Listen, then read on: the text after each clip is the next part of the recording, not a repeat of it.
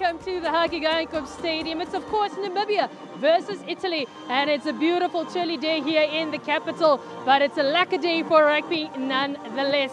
Now I am going to bring you all you need to know ahead of this match, but I'm not going to be doing it alone, and joining me on the touchline is none other than to my far right hand side, Ferguson Paulson. Thank you so much for joining me, sir.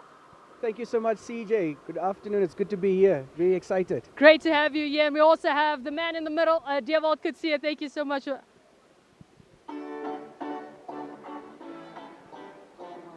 it lively?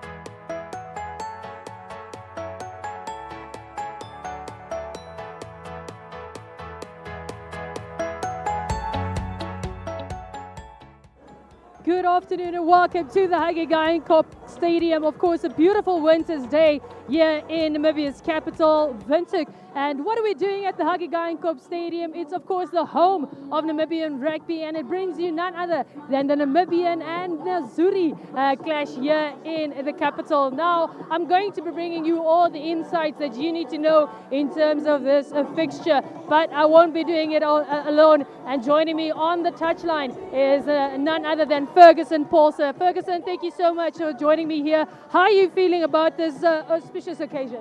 Good afternoon, CJ. Good afternoon, Dewald. Very excited, CJ. What a great opportunity for us to play Italy. Definitely so. And the man in the middle, Mr. Hooker himself, Dewald Kutsia. Thank you so much for joining us. Dewald, how are you doing? Afternoon, CJ. Afternoon, Fergie. Very excited and thrilled for this upcoming match against the Tier 1 Italy, and looking forward to the massive clash. Definitely a massive clash. Now, gentlemen, we're going to get straight into it. We're talking about the excitement surrounding this match. Ferguson, how big of an occasion is this for the Namibian side to take on, as Dewald said, a Tier 1 country? Very much so. Not only a Tier 1 nation, but a nation that has been playing exciting rugby over the last in this calendar year.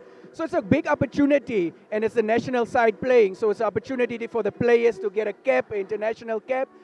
But we all know what this is all about. It's our last preparation game for the qualifiers. So very much excited for that.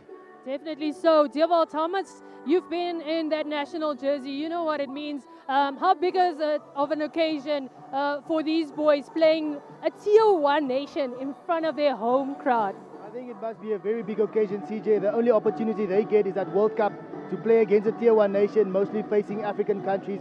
But as Fergie mentioned, it is a build-up to what we are working for in terms of the African Cup. It's just preparation to get there and pull through and qualify for the World Cup. So I think they'll be very excited. Now, let's get straight into it. First and foremost, let's deal with this Tier 1 nation. Dewald, maybe starting with you. Who are some key players that we need to look out for when Italy goes on this pitch against Namibia? I think one of the players to look out for is the flanker, Sebastian Negri. He has about 66 caps for Italy, so very well experienced up front. So I think he'll lead up front with the captain, the hooker. So that's definitely someone to look out for today. Now, Ferguson, we've heard of some key players, but collectively, what does this Italian side bring to these Namibian boykies here at Kickoff? CJ, and what we normally get from Tier 1 nations is very good set pieces. So we can look forward to a good scrummaging, good lineouts, and they would like to attack from that. So that's what we need to look out for, and that's what Namibia needs to be able to counter-attack to stay in this match. Now, Dewald, he's talking about some set plays. Are there some particular areas that you're keen on seeing, especially from this Italian side? Yeah, if you look at The set pieces, CJ, the lineouts, the scrums, and also the driving mauls. If we look back at the previous games where we faced Italy 2019 World Cup, 2023, those are the phases where they dominated us. So we can just keep them under bay and also dominate back. We stand a chance to maybe pull a big upset here today. Now, Fergie, we will get to the Namibian lineup and who some players that we can look forward to. But you talked about set pieces. How do you think the Namibians will respond to this, especially bearing in mind that we're preparing for the Africa Cup to possibly qualify? And CJ, we've seen that against the Pumas last weekend, especially when it comes to scrum time. They're trying to get the ball in quickly and get a channel one ball, to avoid, getting dominated up front. And we all know the scrum is such a powerful weapon. So if you can keep your own ball and stand man against theirs, you can be in this game. So hopefully they can do that, and we can have a good game. Dewald, do you concur with what Ferguson is saying in terms of maybe trying to compete and trying to stay in this fight, if you like? Yeah, especially with if you look at the line out, the set piece, the line out, that the rule change that says if you don't compete at line out time and the ball is skew, we just play on. So we definitely have to compete at line out time, we have to compete at scrum time, and also we have to keep our discipline. We didn't mention that because we can't afford to give away sloppy penalties. Because you look at last weekend's game against the Pumas, we gave away so many penalties, and that cost us such a lot of points. Now, apart from the penalties that you're talking about, we also heard assistant coach recently appointed, Daryl De La Hope, speaking to Absolute Rugby and saying that they had around about 14 tackles, give or take, that they've missed against the Pumas. Is that going to be vital against this match to make sure that they do not do that? 100% so. I mean, if you start scrambling against this Italian side, you're going to be behind your own poles. So first time tackling and making sure that you go get them behind the advantage line, be in their faces, force them to kick the ball. And I mean, they're not used to this type of atmosphere that we have here. So if you can do that, you can play rugby against this type of sides. Now, Dewald, Italy has been in Windhoek for about the last week. They came here last week Friday. So it's definitely strategic from them to try and adapt to the altitude, you would say, especially having to move across the border to South Africa, facing them next weekend. Yeah, CJ, I think it's definitely tactical on their side, but I don't think a week is enough to climatize because they'll be traveling to face the Springboks next week. That's 2 weeks. But there's a difference of about 1,065 meters from Italy to here, and elevation, it matters. It's a lot thinner air, and you have to go play the full 80 minutes. So if we can stay in the game and be not too far behind, come the 60th minute, we have a good chance to rack in a few tries and a few points come that last 20 minutes where they'll be tired. Now, Ferguson, off air, you were of the opinion that you might not agree with the Italian coach about his way of thinking going into these matches against Namibia and South Africa. Talk to us about his choices and the choices of players that he made for this tour, if you like. CJ, well, what they are resting, or a better word for that is managing the workload of some of their players. So they've left a couple of good players behind for this tour to Namibia and to South Africa. And the reason I don't necessarily agree with that is some of their players, or the core group of the Italian side, plays for Zebre and Benetton. Their last fixture was like mid-May, and their next fixture is at the end of September. That's 4 months or 4.5 months. And we see it with the likes of South Africa being best practices out there. They have this mandatory workload resting for their players throughout the season that they enforce through their unions. And if you want to blood youngsters, I don't think against South Africa is the place to do that. And also, if you want to widen your playing group, you want your experienced guys there to be able to share some knowledge and insights. So I'm not too keen on the way they're doing it. And I'll tell you this as well, CJ. The stats speak for themselves. The Italians have only won 1 game this year in the 6 nations. And the next 6 games, I can only see them winning 1. So that's 2 out of 11. That is about an 18.5% winning. So in terms of building a culture and leaving your best players, I don't know if that's good enough. Now let's move over to the likes of Namibia. Exciting. As soon as I said that, I got goosebumps. We've got about 13 World Cup players on the starting lineup with 2 debutants. We'll get to the debutants in a while. But let's talk about that 13. What do they bring to this Namibian side except for loads of experience? I think the experience does count, but also they have played Italy before. They understand the type of rugby Italy played. And if you look at the previous games, Italy still plays the same style of rugby. So they have faced before, and we saw that after the World Cup, we have some players that went abroad and went to go play a bit of a higher paced type of rugby, a bigger collision type of rugby, and they're on their way back here to face like Torsten Verjaarsveld, Louis van der Westhuizen, who's playing for the Cheetahs. So definitely equates and just makes them a bit better than they was when they previously faced Italy. Now, we spoke about this on Absolute Rugby as well, Ferguson, but the debutants, you've got a second generation, Dani van der Merwe, carrying his name on, if you'd like, for the Namibian jersey, and you've got a first generation Meyer, Jurgen Meyer, on the wings, both making their debuts. What does this mean for the 2 boys and the caliber that they bring to this match? And for Namibian rugby, these guys play their rugby locally. So I'm so glad to see them getting that opportunity, and it's not something that's just handed to them. They deserve that. If you look at the 2 previous games, they put their hands up, and kudos to the selectors to giving the guys the opportunity. So great to see that they're getting this opportunity and they're actually getting to get a cap for their country, and they belong here. So that's what I want to see. They believe that they belong here so that they can bring what we know they can bring to today's game. Now, Dewald, I'd like to come to you. Let's talk about that first 8 going onto the pitch. We talked about the set plays. Do you think we can match them in terms of physicality? Because it looks like, Namibia went for a 6-2 split, meaning it looks like they're really powering the forwards play and projecting that is what Italy is going to bring. So what does this first 8 and starting 8 for Namibia bring?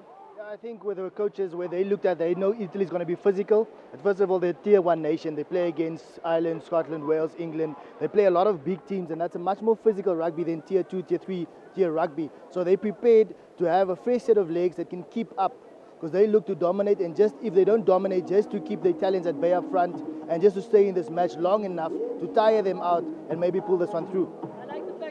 Stay in this match, because that also meant that the game plan for the Pumas was to stay in the fight for at least 20 minutes, see where the players could push it to, and to double it for this match. Is that the thinking if you look at how the starting lineup and the subs come into play?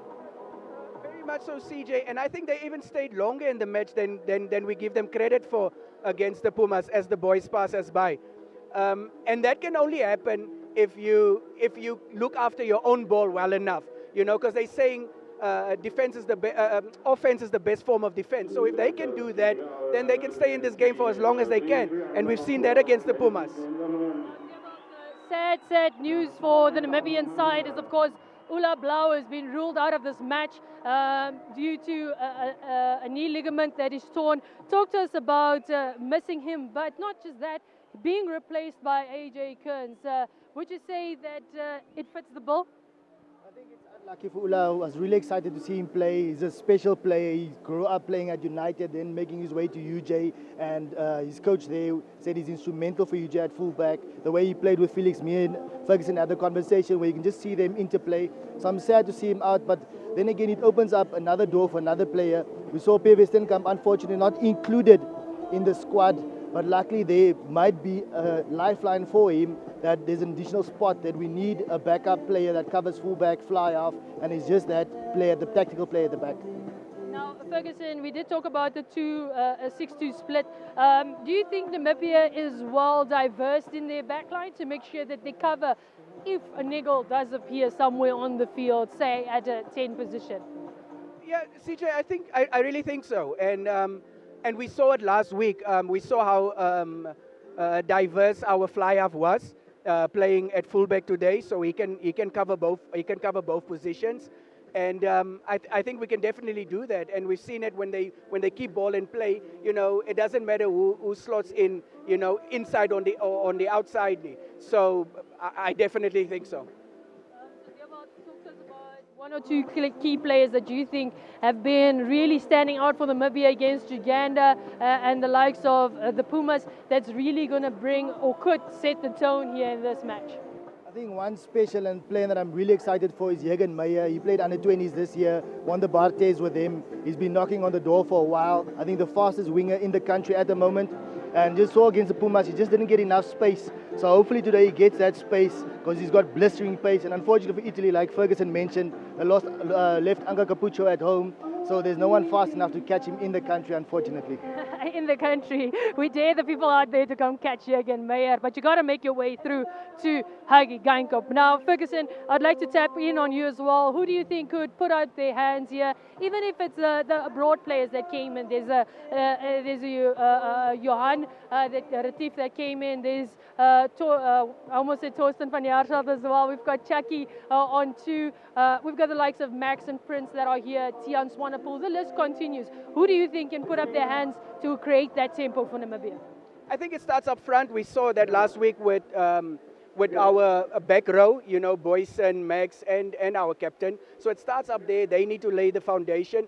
But ultimately, CJ, what I want to see is them play as a collective. You know, it's not about the individual. If they can play as a collective, then everybody can put up their hands. So that's what I want to see. You know, yes, you're going to have one or two players put up their hands higher than the rest. But if we can play as a team, we can definitely show the Italians something here today. As we see the Italians making their way to the changing rooms, Theobald, maybe just lastly, your expectations for this first half. What would make you happy as an analyst from the Namibian side? Make our tackles and stay in the fight, because the thing is it's an 80-minute game. The game isn't won in the first 20 minutes, so we can stay in the fight and just show the Italians that we are ready for them, we are prepared and are willing to fight. And as Ferguson mentioned, that staying as a collective and just playing as a team, I think that's something I look forward to in the first half. Ferguson, from your side, what would you like to see out of this first 40 minutes? Defense. Defense shows attitude, and we saw it last week. If they stay in their faces, I mean, they're going to get this big crowd excited, and hopefully the momentum can push them into the second half. So that's what I want to see. First time tackling, and we're in this game. First time tackling. Now there you have it. Of course, the Namibians just having to fight against Azuri and making sure that they pull us through after that first 40 minutes. But make sure you join us at halftime to give you all you need to know and the breakdown then. But it's over to our commentators, of course, Henry Kanjo and led by Ati Samuelson. Do enjoy the first 40 minutes. See you at halftime. Thank you, CJ. I'm very privileged to be joined by Henry Kanjo here today in the commentary box, and we are all looking forward to a fantastic day of Test rugby in the capital, Windhoek. Fantastic winter day, as CJ has alluded to. And we can see the open pavilion is going to be something, or some place rather, that the people are going to look for sunshine and a little bit of warmth. Henry, we're looking forward to a great afternoon. We've seen the teams warming up here. We've heard the analyst. And what are your expectations here this afternoon for Namibia versus the Azuri? First of all, just a good afternoon to all the viewers watching this mouth-watering fixture, about to watch this mouth-watering fixture, of course, between the Azuri boys and who are hosted by our Namibian national team. Of course, it's going to be a very good test of character. One must mention, looking at the two sides, as you earlier alluded to, that 10 of the starting on both sides have played, or 10 on the team sheets of both sides have played in their 2003 World Cup, of course, and we're going to be expecting fireworks. That's all we can expect. Great game of running rugby. It will be interesting to see after the Pumas how our set plays actually play off in today's game. Yes, we have some winners here in the competition for to win tickets to next week's game against the Springboks and Italy in South Africa. Yeah, I don't know how many people know this, Henry, but this is actually the fourth meeting between Italy and Namibia in Windhoek. And at the moment, Namibia is leading 2-1. Of course, in 1991, Namibia beat Italy twice here at the Huggy Geinkop Rugby Stadium. And in 2001, it was Italy that was on the winning side. So Italy have an opportunity to square the books, and Yeah, it's no, something that definitely, I think RT. we look forward to. Definitely, RT. I must say, that's that specifics that I actually read on it. If you mentioned 2001 and including the World Cup, that makes it 2 out of 2 for both these sides. I guess this is the point breaker one must mention, unless of course you are referring to just international friendlies between these two sides. No, I'm talking just about test matches. So this is the 6th meeting. As I said, during 1991 tour, Namibia going away with 2 wins, and Italy won in 2001. And in the 23 Rugby World Cup, Italy beat us again 50-8. So in Windhoek, we are 2-1 up. Oh, definitely. In Yes. Windhoek, we're definitely 2-1 up. I So missed the hope that's a Windhoek good, part. I hope that's a good omen for our side.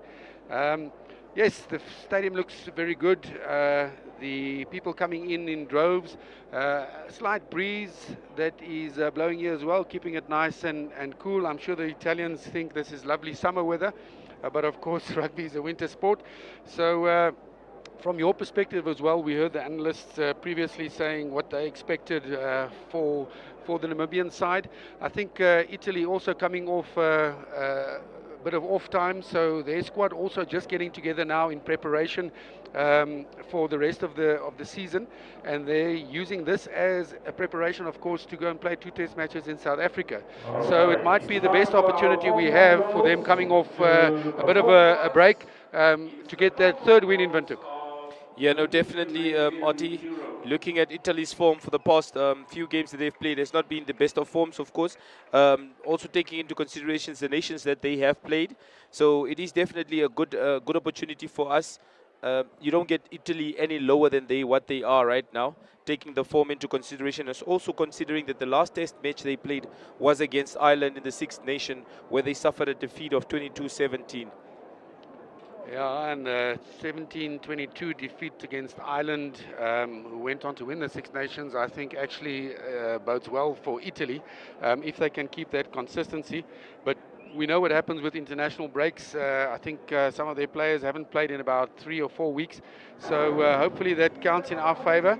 As we can see, the main pavilion there, very, very full, which is fantastic to see the people coming out to support Namibia, especially on a work day. I think there are a couple of bosses that might wonder where their employees have gone, but we're happy they made it here. Definitely, Ati. We're actually hoping that the camera behaves today and not spot some of the people in the crowd, of course, that told their employers they're on sick leave. But unfortunately, this is as best as we can. We hope you forgive the few of us that actually decided to come watch this game and witness as maybe Namibia may pull off a 3-1 against Italy, of course, today. Of course, we are starting to know how to put together a spectacle as well. We see the cheerleaders of Windhoek Gymnasium performing for the crowd before kickoff here. And another very good initiative, I feel, from the NRU is to make the open stand free to scholars who come in during the school holidays, albeit in their school clothes. So I think the scholars might not want to come here in their school clothes in holiday, but still trying to get the young people involved in supporting Namibian rugby, for me, is a great initiative from the NRU. Definitely a push into the right direction, Auntie. We have been advocating and trying to speak on so much about getting the young boy out of the street, getting the young girl out of the street, just making sure they're here to witness some of their role models. Of course, it is definitely a step into the right direction. One must applaud the Namibian Rugby Union for that initiative. Also, not only are they getting the boys to the stadium, also they gave a discount for the students as well. If you have your student card, you are given a discount, of course. So again, it's just the NRU trying to fill up the stadium and just back our boykies on this big game that we have to face against Italy. Absolutely, and as we see the Namibian side come out onto the field, prior to that the Zuri as well coming out, and the referee Andrew Brace also leading his team out onto the field at the moment, and Andrew Brace also the referee that refereed the Rugby World Cup match between these two sides, so he is also familiar with both sides and the way they play, so hopefully that bodes well for a nice open game of running rugby as well. Yeah, no, definitely. Referees play a very pivotal role in the game of rugby, of course. We just hope that, unlike the Puma, we'll get a much more free-flowing game, one must hope today. Yes, as we get ready for the teams to do the national anthems and see the old school rugby jersey initiative brought out by Danku Burger there on screen. Fantastic way to support Namibia as well is by getting your old school kit. And yes, we look forward to a fantastic game between these two teams. We'll go through the teams as we see Mr. Brace there together with his assistant referees. We'll try and get the names to you as soon as we possible. And what a fantastic privilege as well here to have our Namibian president, Ms. Ntumbu Nandi-Ndaitwah, in the stands as well, supporting the Velvichers this afternoon. So just as Dr. Haki Geinkop was very happy to support Namibia, it's fantastic to see our President, Her Excellency Ntumbu Nandi-Ndaitwah, do the same. And we are honored to welcome her here at Dr. Haki Geinkop Stadium.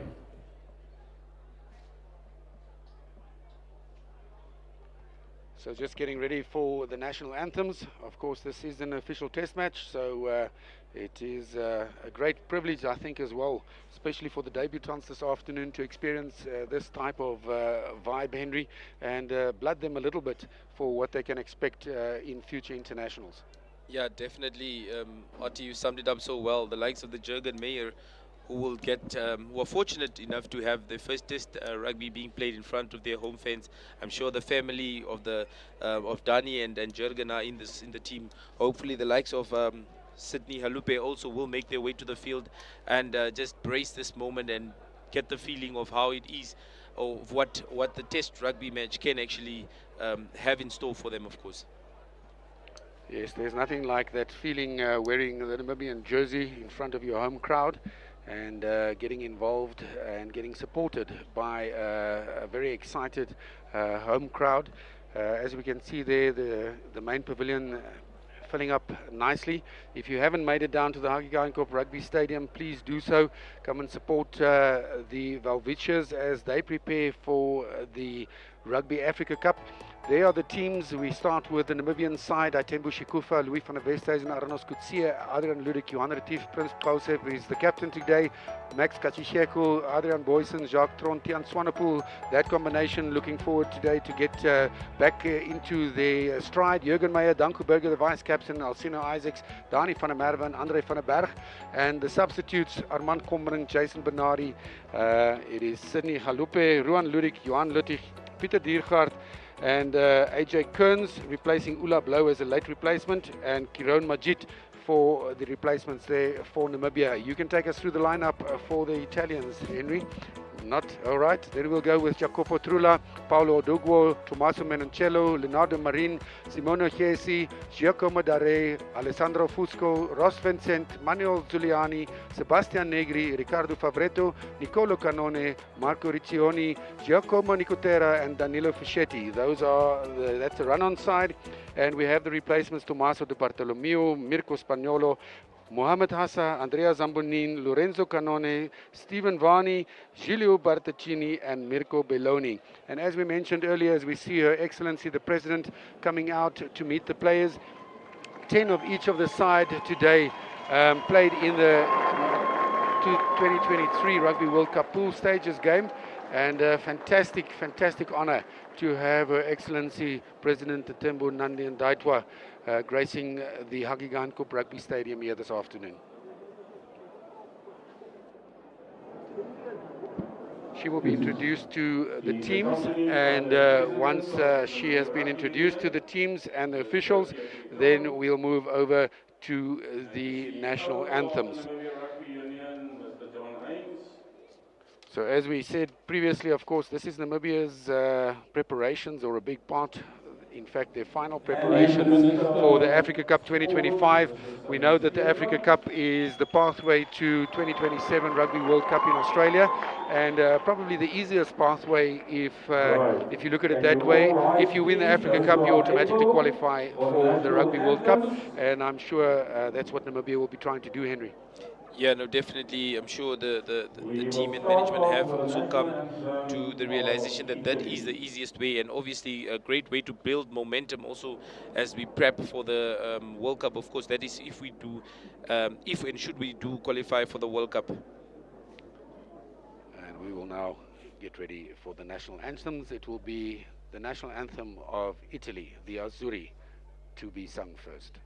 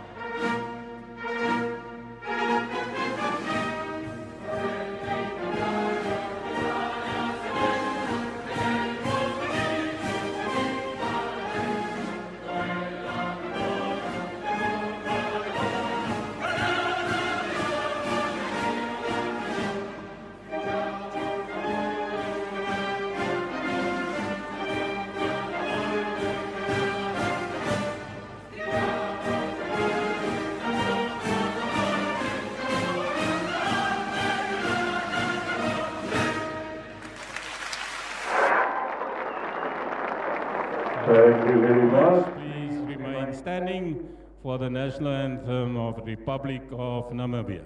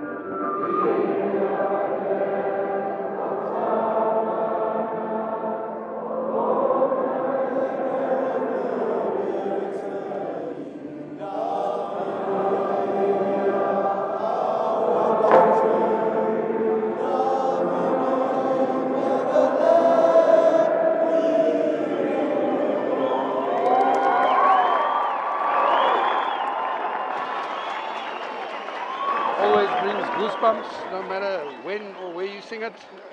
Namibia, land of the brave, versus the Azzurri, and once again, what a fantastic privilege it is to see Her Excellency Ms. Ntembu Nandi Ndaitwa, our president, gracing the Hagegeinkop Stadium.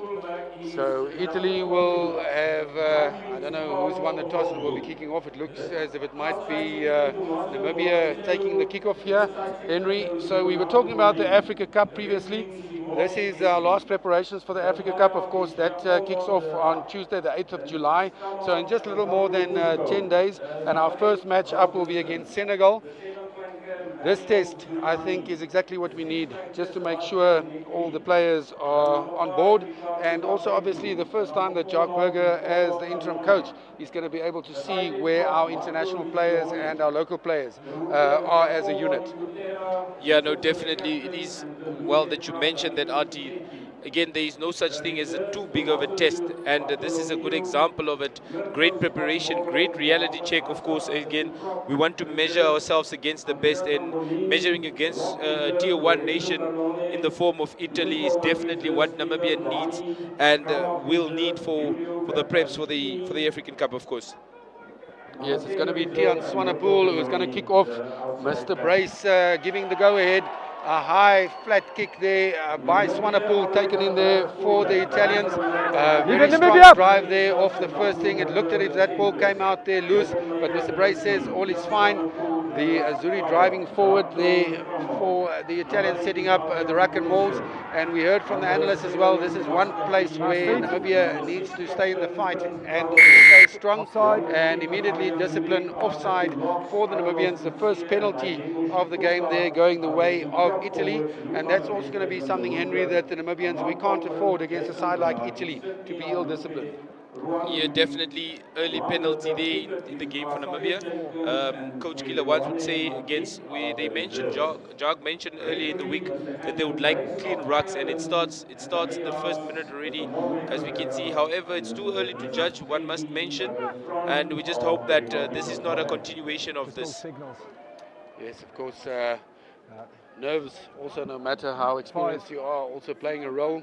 So good to get that first ruck out of the way. It's going to be Captain Nicotera putting the ball into the line out for the Italians, taken in the front there. Sack is good. Marco Riccioni. Ball coming out there from scrum off Fusco. Set up there in a ruck for the Italians. Now driving forward there by the Italians into the hands of number 1, Danilo Fischetti. He drives through, gets it in the hands of, it looked like Favoretto there for the Italians. Ball available at the back of the ruck. It was out. The Namibians a little slow to react there, but Italians coming to this near side now. Brought forward there by Leonardo Marin for the Italians. Taken down in the Namibian 22. And they're going to play it wide again. A knock on there by Marco Riccioni. And it's going to bring some welcome relief for the Namibians. And that is probably going to be one of the biggest tests here this afternoon, Henry. Can the Namibian defense absorb the pressure and then replace that pressure and put it back onto the Italians? Definitely tackling being a concern in the last weekend's game against the Pumas. Of course, 14 missed tackles in total. One must mention we've already seen 1 or 2 in this build-up of play. That one must mention that is a bailout card for Namibia as you look at how well Italy were building up their phases. Yeah, support runners coming from nice and deep there for the Italians, trying to get over the advantage line. And it's going to be a test for the Namibian defense. Communication in defense, very important, as we see Tron putting the ball into the Namibians. A good scrum there by both sides. The Namibian public liking that with a murmur in the crowds. Tron now going to get the ball out to Swanepoel, almost caught at the back. Swanepoel being caught in possession there almost. This is going to be the one thing that the Namibians always have to check. And another penalty for the Namibians, holding on there as the first player into the breakdown was over. So Swanepoel and Tron finding it difficult very early on in this match to get that cohesion going once again. Definitely, again, coach killer moments there by the Namibian boys, of course. Again, support coming very slow, just like the one moment where they could have pounced on the ball that was lying out. However, again, their heads into the ground rather than up there. Yes, Giacomo Dare putting the ball out on the 5-meter line of Namibia. They are going to obviously try and set up a driving maul here and try and get the first try of the game.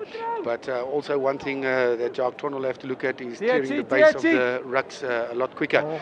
Taken in there by the Italians, a very strong rolling maul. Can Namibia defend this? Looks as if that maul is set up very, very well there. They are moving towards the try line.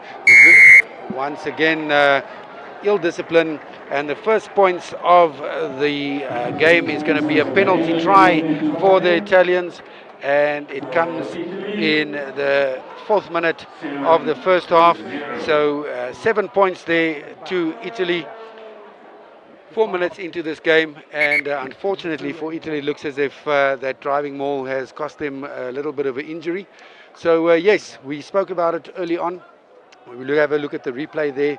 Good, nice setup there, but it looks as if somebody, and I couldn't see that Mr. Brace has pinpointed one specific player there, but the maul collapsing. Although we see on the sidelines here, it looks like there was a yellow card, if I may have missed it, for Louis van der Westhuizen. And it seems that he was the guilty party in collapsing that maul. So a yellow card early on for Namibia. Louis van der Westhuizen getting a yellow card for cynical play and costing his team 7 points. Your thoughts on that rolling maul, Henry? Yeah, no, definitely we struggled to defend rolling maul against the Pumas last weekend, of course, and it seems to be the case right now. I'm sure it's good, such games, of course, for us to identify where our problems lie, and clearly the maul not being defended well as it was last weekend. Again, a yellow card, definitely something that will cost the Namibian boys a lot, considering the type of rugby Italy is currently playing, very fast and up-tempo. Guys, we need to sort the comms. We're trying to figure out which of the Italian players it is that is injured there, but it is Mohamed Hassan, number 18, that has come on for Italy. So it looks like it might be the tight-head prop Marco Riccioni, but we'll just confirm that once we can. So already an early replacement, and it looks like there might be a little concern for the injured player, and play being stopped here by referee Brace. Stretcher on number 3, guys. Definitely going to be, he's going to have to be stretchered off.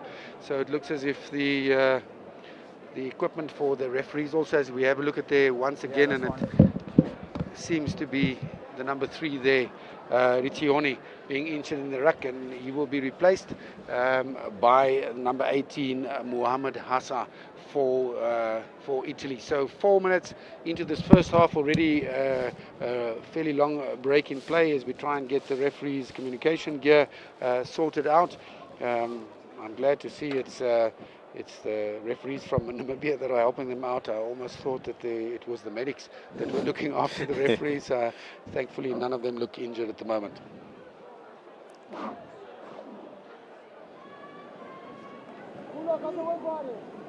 Definitely to see sad moments there on the field as a man has gone down, and so early as Italy starts to prepare, of course, for a game against Springbok. One wouldn't want to have injury so early in your tour. Again, as you can see, the Italian players also keeping themselves busy, trying to keep warm, and just making sure that they remain in task as to what they need to do. Yeah, that's the professional side of sport. They have these things worked out that if there's a long break in play, that they immediately go into the warm-ups. The Namibians at the moment having a huddle of their own, probably more looking at strategy than anything else. But they will also do good to perhaps keep themselves warm. This is not the time to get injuries, especially not with the Africa Cup looming. But we trust that as we see assistant coach there, Daryl De La Harp, getting involved and telling the boys to keep warm and keep going.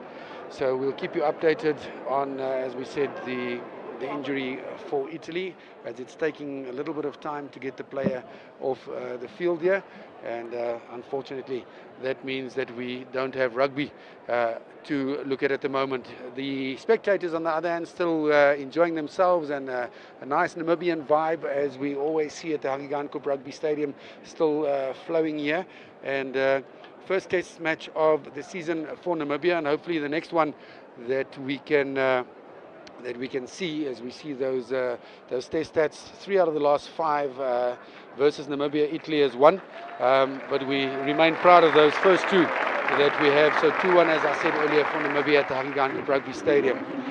So it looks as if the injured player is sent off, carried off here, and Marco Riccioni is the player that has been injured.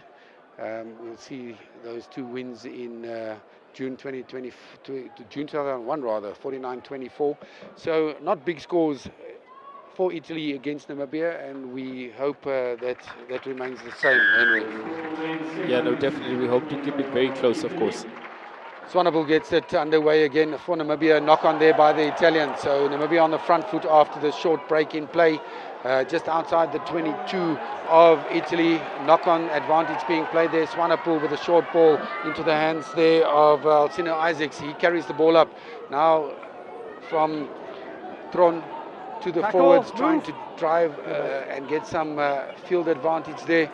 Tron suckling to get the ball there. It looks like advantage coming for Namibians as Kosip, the captain, takes it up for Namibia. Now Swanepoel out to the right there into the hands of Andre van der Berg rather. And Van der Berg giving the ball out here to Aranos Kutsia, taking the ball up. Thrown out to Swanepoel into the hands there of Ludik. Ludik taking the ball up, Namibia not gaining any ground, and Mr. Andrew Bray says there's no advantage. And Jacques Tron getting into the faces of the Italians, so pulling them all down there. The punishment, a penalty, Namibia's first penalty in this first half. And being a test match, it looks as if they've gone for the sensible thing to do and going for posts there, Henry. Yeah, definitely. It's important to keep the scoreboard pressure ticking, of course. Something that they also mentioned earlier in the week, that they want to keep the score going, and clearly the message was well held. Tian Swanepoel also a very good kicker. Last game out, he was also the first scorer of the points in the World Cup, of course. Maybe replicating that right now. Yeah, so let's see if Tian Swanepoel can get Namibia on the board. So we see the clock there, 6 minutes into this first half. Of course, Italy 7-0 ahead with that penalty try. And Swanepoel kicking into the breeze here, although the breeze has quietened down quite substantially. A nice solid strike by Tian Swanepoel. The flags go up, and that's going to be 3 points for Namibia in the 6 minute here. And it's 7 points to 3 for the Italians that lead. So the points flowing nice and early on this match, and Italy leading Namibia 7 points to 3. Namibia have still got that yellow card of Louis van der Westhuizen, so putting points on the board while you are man down, a very good thing. And advantage being played. The players ahead of the kicker there, and Mr. Brace asking Namibia what they want to do. Do they want? Namibia says rather take the scrum, because they can of course also take a free kick, but a scrum being preferred there by Captain Prince Kosip. So interesting to see that we want to test our scrums so early on in the match, Henry. Again, statistically speaking, of course, the World Cup, of course, Namibia dominated, or not dominated, but won all their scrums. So with having seen the first scrum as to how it has gone, it's definitely the most logical thing to do. Yeah, so we see Armand Comren coming on there to help with the scrum, and taken off there for the moment is Adrian Basson to make way for Comren. Of course, there has to be recognized hooker and recognized front row in any scrum. So nice and solid scrum looking there, even with Comren coming in the interim. So I think a very good decision here by Prince as well, so that we can get that nice test of the scrum going for the Namibian pack of forwards. Interesting call indeed, also taking into consideration that there are men down there. I guess it's a good test of strength there from the Namibia, of course. Interesting call, one must mention. Tron putting the ball into the scrum there, now going to the blind side. There is space on the far side for the Namibians, taken up there by Alcino Isaacs for the Namibians, into the hands there of number 6. It looks like, no, that wasn't Prince. Kick through there by Jacques Tron. Charged down by the Italians, and on the back foot immediately is Namibia. Danko Burger, the vice captain, going back to clean there, and Namibian getting possession back there, taking it out of their 22, but it's turned over by the Italians. Now they swing it to this near side. A little bit of incohesion there by the Italians, but still space for them to run. And the fullback Shako Patrula showing that he can get away from the deterrents. He takes it about 10 meters to the try line of the Namibians. Now the Italians moving it to the far side through the hands of Sebastian Negri. Negri taking the ball into contact, coming out there from Fusco. Fusco putting the ball to the far side into the hands of Dare. Dare being tackled by Namibia, and a fantastic defense there by the Namibians, forcing the knock-on. And Namibia coming to this near side. There's no support, unfortunately. Prince Gausip is there. They're trying to keep the player up there, but now the ball goes to ground. Mr. Brace watching the situation very carefully. Now they have to release. Ball goes to ground. Tron into the hands of Swanepoel. Swanepoel clearing very quickly, but a good clearance there from the Namibians. And a little bit of indecision there by the Namibians, which one could expect, but eventually getting the ball out and a good clearance from Tian Swanepoel.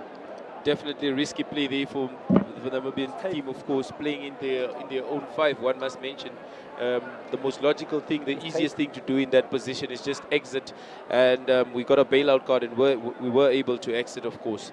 Yeah, it'd be interesting to see who pulled off that tackle in the 22 that led to the knock-on. That was fantastic defense by the Namibian players, and putting Namibia on the front foot once again. They still have to clear their line, still in their half, but also not afraid to run the ball, which is perhaps also a good thing to see, that they have confidence in their own abilities, Henry. Yeah, definitely. One can speak of confidence with that what we've just seen with Namibia. And the Italians running through the back line once into the hands of Menoncello there, putting the ball up, and a knock-on by scrum off Fusco once again. So small little errors coming into the play here for the Italians, and the referee almost calling back Louis van der Westhuizen, but I think the assistant referee is telling him time is not yet up on that yellow card. That long break, I think, made him think that time was already done on the yellow card.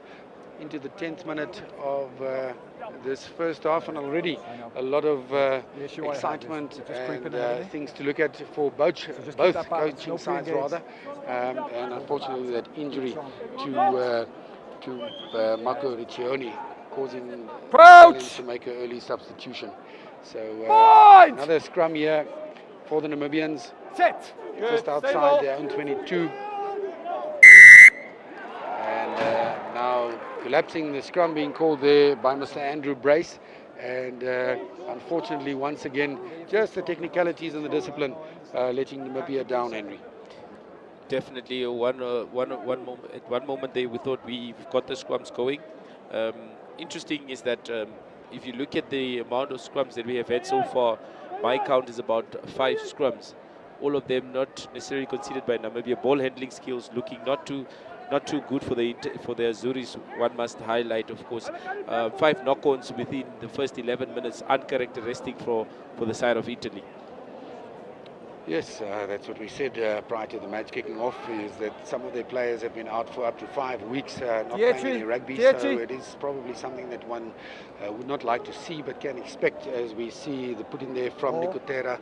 Now again a rolling maul being set up by the Italians. These structures of the Italians very solid, but fantastic defense there by the Namibian forwards, stopping that. Mr. Brace giving them the first time call. Broken away there by the hooker, Nicotera, the captain as well. Good defense by Namibia. Can they hold Zuri out here? Fantastic defense by the Namibian forwards. Their setup looks very, very good there. The Italians coming away with the ball there. It's Mohamed Hassa picking up the ball at the base of the ruck there for the Italians and moving the ball forward. Picked up there once again by Nicotera. He passes it on, and Italy getting very close to the Namibian line. Mr. Andrew Brace checking there. He says the ball held up. Once again, fantastic defense by the Namibians. Mr. Brace making the call. The Italians not 100% happy with that call. Looks like the captain Nicotera there questioning the call from Mr. Brace, but of course held up nowadays means that it's a 22, or rather a goal line dropout for the defending side, as Aranos Kutsia gets a little attention there. It looks as if there might be a blood injury. So far so good for the defense. It's very difficult with a well-structured team like Italy, but the Namibians doing a fantastic job at the moment, Henry.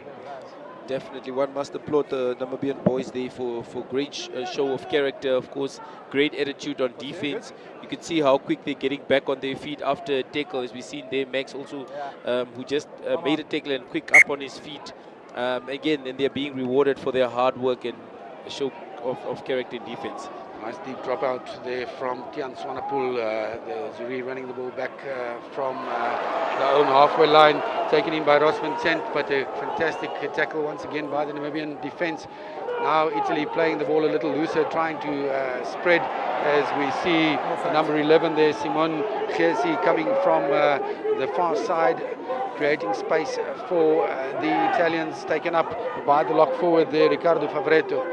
Favretto getting the ball clean for Fusco. Fusco passing it from Darey Once again, defense holding the Zuri back into the hands there of Marin.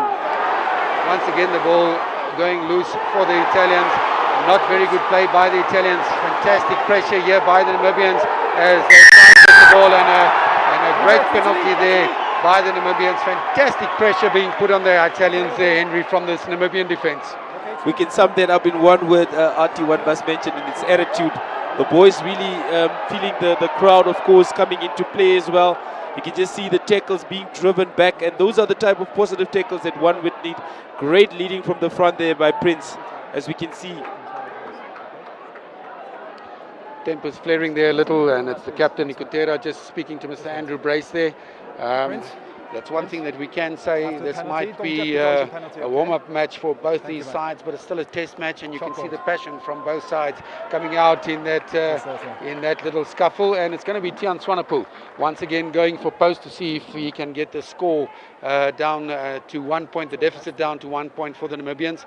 I see the clock on our screens has stopped once again. I'm not sure whether the clock will stop for the penalty, so we'll see what the time frame is there. As far as I can see, we probably around about 14 minutes should be correct. So feels like we've had a whole half already, Henry, but it's only 15 minutes into this first half as Swanepoel gets ready to go for posts. Yeah, definitely. That's how busy the game is so far, and one must feel like we have had the whole half. However, it's just been 15 odd minutes or so. Swanepoel straight and through, and with his second penalty, 15 minutes into this first half, it's a score that goes down to 7 points to 6 for the Italians. And it's going to be interesting to see after that much pressure whether they do adjust their game plan. And Namibia is staying in the game as the analysts predicted, or rather also wished for prior to the game. So far, so good. Namibia definitely staying into this one, as they previously alluded. They want to take it one motion at a time, and they're clearly doing just that. Namibians trying to get the ball out there, and it's Andre van der Berg whose kick was charged down. He did well to regain possession there. So from a mistake, doing well to get possession back. Namibia drive forward through Prince Galseb, the captain, and it's going to be Swanepoel to try and clear the lines here for Namibia, and they do so. So the ball not going into touch though, and it's going to be run back by Jacopo Trula for the Italians. He tries and puts through a grubber, and good defense there by Jacques Tron covering that grubber that he wanted to put through. So it's going to be Italian put in by the line out, action coming thick and fast. Definitely the Tian Swanepoel trying to find touch, however not doing so. Very dangerous something to do as well. It's important with balls of that nature or exits of that nature, you make sure that the ball is out, because it is dangerous for the forwards who are just been in the oven, one must say, and suddenly have to defense again a rushing attack that is as good as Italy, of course. Mr. Bracewell just questioning the quantities there. So okay, 6. Give him an opportunity to get one in. 6 in the line out, and Namibia has the opportunity to get their 6th player in. So also nice to see that Mr. Brace is giving everybody a fair chance, as the Italians play off the back of the scrum and creating a lot of space on this near side. And that's going to be an easy run in for Jacopo Trula for the Italians. And we can see there just the way that this Italian attack, if they play quick ball off the back of the line out, how they create space on the outside with runners coming in from the blind side there, Henry. Yeah, Trula just scoring a walkover, one must mention, as we look at that replay again. The second line of attack just being too elusive for the Namibian defense, of course, for a walkover try there by Trula. Again, it's very difficult to defend against that kind of rugby. It takes a lot of character. It's designed to create overlap, one must mention. Yeah, you still got 25. The Namibians competing at that line out, but not making a difference, and that ball coming out very quickly, as we see Giacomo Dare getting ready with the left boot from this right-hand touchline to see if he can add another 2 points for the Azuri as he comes forward. reads the wind very nicely, but just pulls it to this near side. So the score remains 12 points to 6 for the Zuri. 17 minutes passed. So 12-6 as we get to the halftime. As we look at this try coming off the back of the line out, skip passes with the runners from the far side, and the Namibian fence just unfortunately can't cover. Very good hands there from the Italian back line as well to get that ball moving, as we see it from another angle. And great running there, creating space with the blindside wing coming in and eventually into the hands of Jaco Patrula. As we see Swanepoel restart the game, taking the ball into the 22 of Italy for Namibia. Once again, the Namibian defense there putting good pressure on that kickoff, and we'll see what Italy decides to do as Fusco getting the ball ready. He kicks from the base of the scrum, not going for touch into the hands of Van der Berg there, but he knocks the ball backwards, but it's possession for Italy. Another grubber through, of course, well read there by Fusco, realizing that Namibia's fullback is not in possession. Tiaan Swanepoel and Jacques both falling back very nicely for Namibia, and this time getting the ball in to touch on the far side. So once again, defense for Namibia at the moment proving their strength, Henry. Definitely early in the game, and Namibia really showing that defensively they are at the party. Great covering there by Yaktron, of course, and Tiaan Swanepoel, who is so far having a flawless game, one must mention. Great on attack, great on defense. We just want to see what our backline is more capable of if we could get the ball out to them and play a bit of running rugby. Nekotera taking the ball there, and it's brought down by Giuliani for Italy. Setting up the ruck there through Favretto. Ball is out. Ball is out, says Mr. Bryce Lawrence. Not Bryce Lawrence, Andrew Brace rather. As the ball coming through, the Italians showing that they're playing with good hands. It is Hassa taking the ball forward, once again knocked on by Italy, as Dani van der Merwe shows his elusive running skills into the hands there of the Namibian Max Kajicheko. He brings the ball out, thrown to the hands of the captain Kosev for Namibia. Support needed. Leave it. Namibia is still retaining possession, getting the running lines sorted there. Taken up by Adrian Lurik for Namibia. Not a lot of ground being won here by Namibia, but putting pressure on the Italian defense and coming away with a penalty, Henry. Great defense, great character showed there by the Namibian boys again.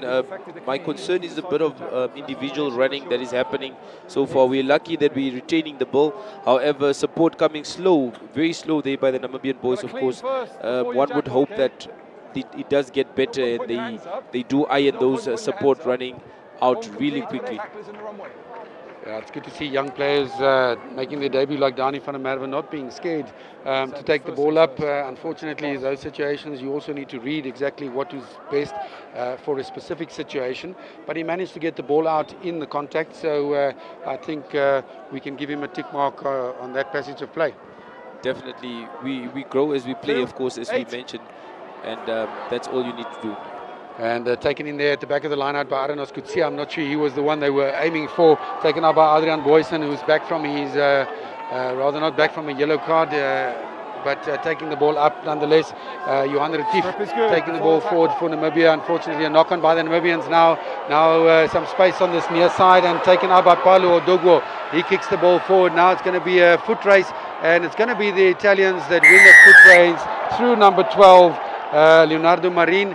And Mr. Andrew Brace very quickly giving that try. It looked as if there might have been a knock-on, but Mr. Brace happy with the grounding there and giving the try to the Italians. So Leonardo Marin scoring the try in the 22nd minute there for Italy, and that takes the score to 17 points to 6 at the moment. And once again, just as we see there, Odugwo taking the ball up, putting a nice kick through, and Leonardo Marin showing his pace there, out-sprinting Tiaan Swanepoel and dotting the ball down. So it looked there as if he might have knocked it on.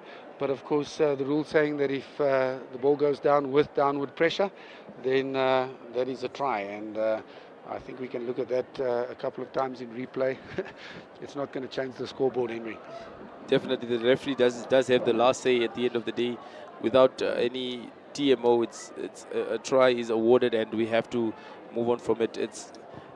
again, so much of the hard work being done by the Namibian boys. However, just slacking in a few moments that are causing causing the Namibian boys points, of course.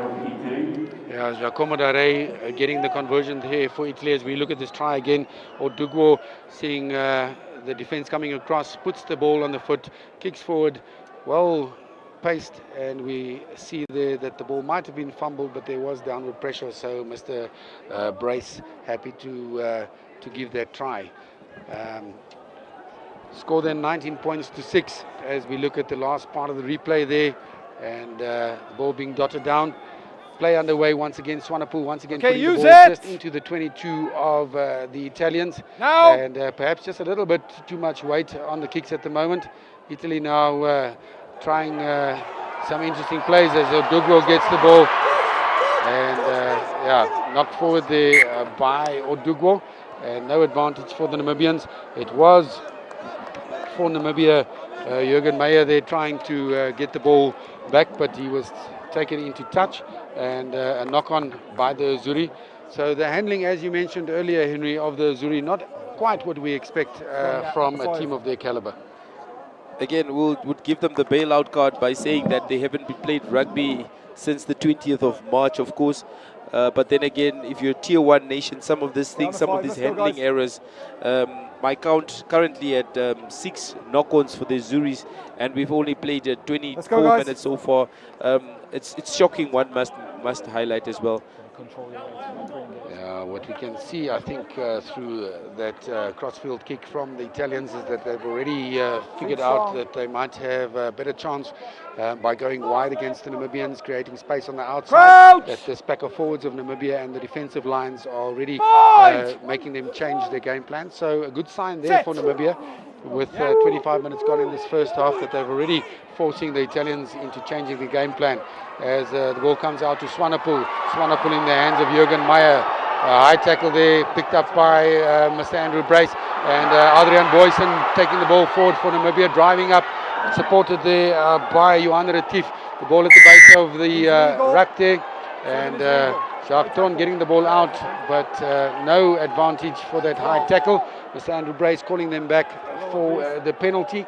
And with the score now 19-6, it's going to be interesting to see whether the Namibians still feel that going for post is the safe option.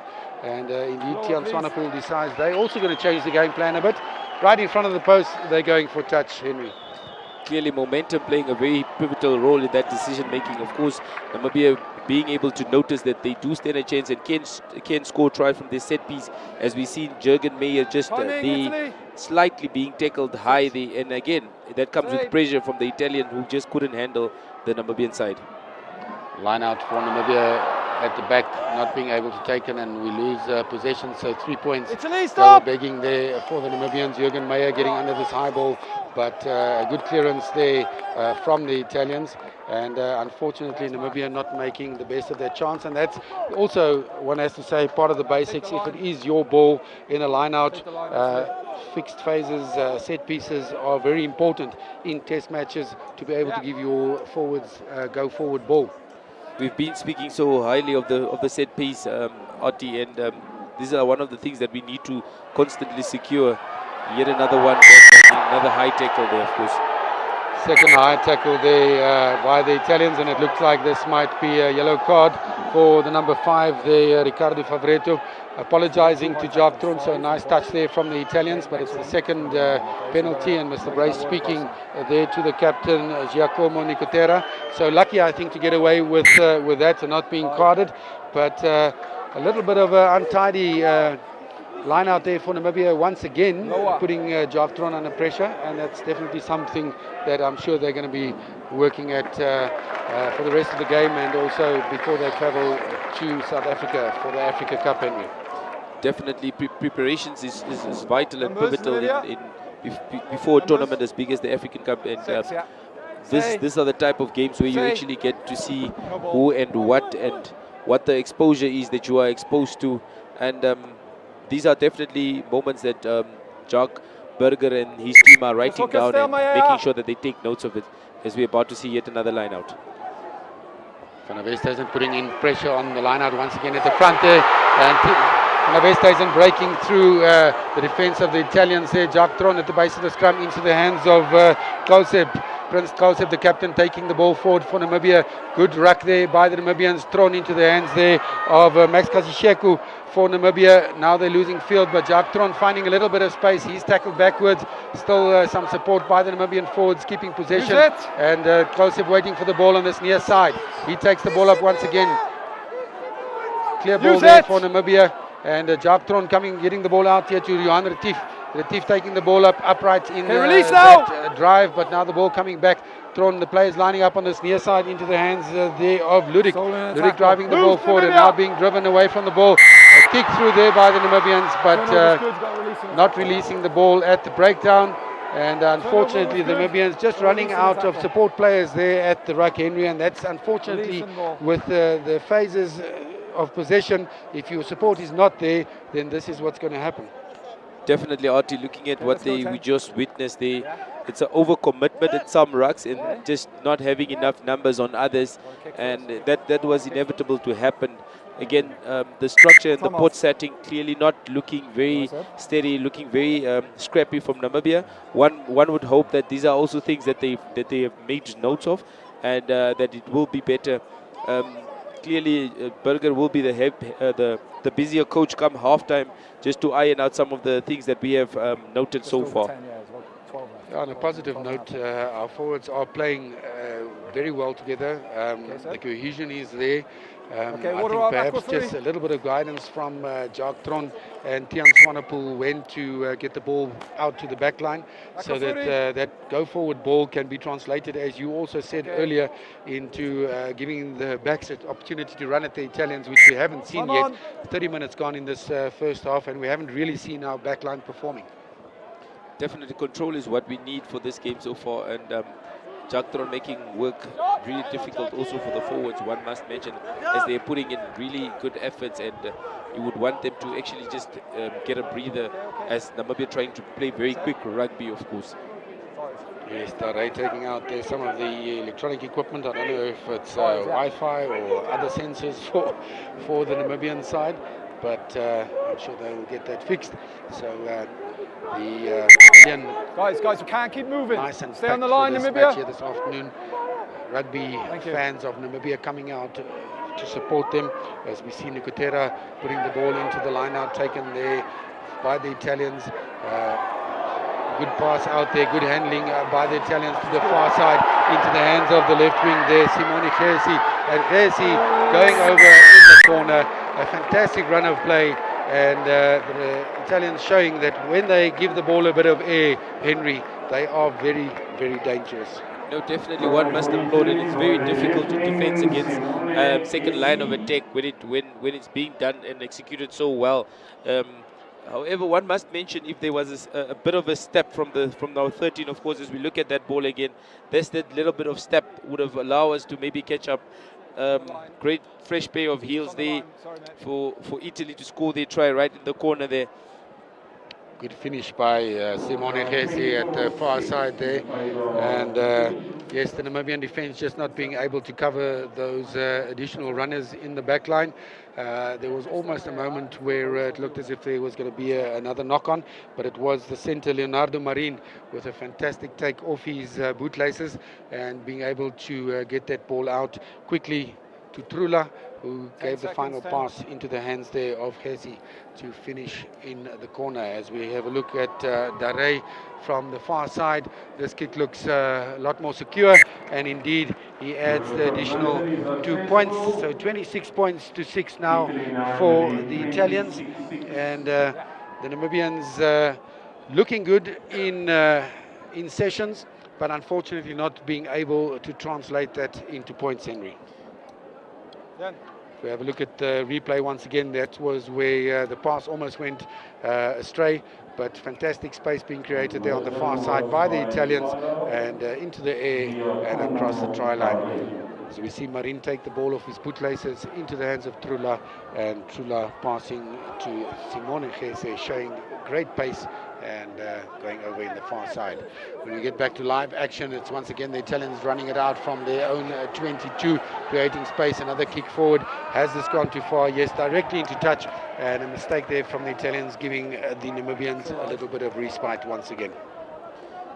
Definitely, we just mentioned earlier that the boys really putting in the effort, but continuity being definitely a problem, and Namibia would look and try and iron that out in the second half. Open up, However, for now, one must applaud how well we have kept our heads into this game, and very unfortunate that our lineouts are going astray. Another one again goes bagging the. Yeah, the Namibians, their own worst enemies at the moment at the set piece. No! And I'm not sure how long they can absorb the pressure of those errors, as we see the defensive lines lining up, taken in there by Favretto for the Italians once again. Ball at the base of the ruck, and it's Fusco getting the ball. He's going to pop the ball over the ruck once again, so a tactic that they've been using all afternoon. Well taken in there by the try scorer, Gesi. The Namibians giving them the space. And it's going to be Dere kicking to this near side, going for the 50-22 to get the possession. Meyer cleaning up very nicely for Namibia and getting the ball into touch on this near side. So almost a 50-22 there. Also something that's new in rugby for me, that if you kick the ball out from your own half into the opponent's 20-22, you get to put it back in the line out. Yeah, again, it's just about rewarding vision and rewarding hard work that the rugby nation has come to realize. Great covering there by Jürgen Meyer, who was found out of position. However, great recovery and just hoisting that ball out for a recent regroup for the Namibian side. So injury here, it looks like Arnos Kusia. We'll see if he can get sorted. It won't be a good thing if he's injured at the moment. So play just stopped there for a moment. Arnos Kusia back on his feet. He will continue. Namibia. The score 26-6 with 34 minutes remaining, so the score on the screen is incorrect. So score 26 points to 6. Good take there from the line out by the Namibians, as we see Boyson driving the ball forward for Namibia. Namibia's forwards getting the drive on there against the Italians. Fantastic play by the forwards. Now some space for the backs to run into. Out to the far side, kicked forward there by Alcino Isaacs, and the ball going out. And a good tactical grabber kick there. I don't know if it perhaps would have been a better idea just to see if we can give the ball a little bit more air and create a little bit more space on that far side for the backs to run, Henry. Definitely opportunity gone a waste there once when Adrian Boyson obviously doing so well to get that rolling ball in the middle of the field. However, if numbers don't lie, of course there was a bit of an overlap for the Namibians, and that's where we go back to basic rugby. Soos I'll say track and pass. If you pull the defense, there's no defender that can be quicker than the ball to the outside, and that's what showed us here on 2 occasions already this afternoon, as we see them drive the ball forward. Now kicking once again Fusco, but it's going to be a penalty, and it looks like offside being the call there by referee Andrew Brace. So a little bit of a discussion there between himself and looks like Louis van der Westhuizen, if I'm not mistaken. Louis, yes. And two interfering with 9. Louis perhaps just hurt his finger there, trying to charge the ball down there. So it's going to be Italy to clear their lines. It looks like the fullback there taking the kick, Jacopo Trula with the right boot, going for that far touchline, putting the ball out on Namibia's 10-meter line. So attacking line out here for the Italians once again is Louis van der Westhuizen getting a little bit of attention there to his finger. Time stopped once again for that injury. And with 4 minutes to go in this first half, Henry, your summary on what we've seen so far from both sides? Namibia, firstly, I would start with the home nation and just applaud them so far for a few glimpses of greatness that we have seen. However, consistency being our downfall. Italy, of course, just showing their class and exposing the fact that our defense is set up in the midfield and clearly going out. If you look at how they are set up even before this line out, one can already anticipate where the ball is going to end up. Again, great anticipation great defense from the Namibian side, of course, in the center of the field. However, not able to cater, of course, for that second line of attack, and it comes down to the number 13, of course, just allowing yourself a bit of space, just a little bit of a step to read what Italy has in store. But however, so far, defensive-wise, in that aspect, Namibia not being able to see that gap that Italy is creating. I think for the Italians, what they'll be working on perhaps is their handling in the second half, which we see the ball taken down in that line out by Nicolo Cannone. Now the ball comes out once again. The Italians not scared to give the ball air, and out of a tackle breaks Menoncello, and Menoncello goes through the Namibian defense all the way and scores another try for the Italians. And unfortunately, one has to say there that the defense sorely lacking there, as Menoncello taking the ball and running through quite a few of the Namibian defenders, not coming close to taking him down. Definitely defense being a shortcoming again. My count is right as we look yet another at that replay. Of course, two, three missed tackles there that Namibia, of course, missed, and allowing there to be a very easy run through, of course, for the Italian. Yeah, straight running lines, hard running rugby, running at the defense at pace, and if your defense is not in place, it's difficult to take somebody down from the side. So Tommaso Menoncello scoring the try there for the Azzurri, their 5th try, and converted once again by Darey. So he's got 3 conversions and 33 points to 6 with a few minutes as we have a look at this again. Straight running line there. Louis van der Westhuizen missing the tackle, and 2 Namibians once again not being able to get to Menoncello and under the post for the Italians. Straight running lines, hard running, and as we've applauded the defense of the Namibians, that was not an example that one would like to applaud. Tian Swanepoel getting the play underway once again, played backwards by the Azzurri, taken in there by Danilo Fischetti for the Italians, almost up to his own 22, and it's going to be Fusco getting the ball there into one of the forwards, driving up, not making a lot of meters, in fact not winning any ground as Jacques Tron gets bumped out of that truck and rolls backwards.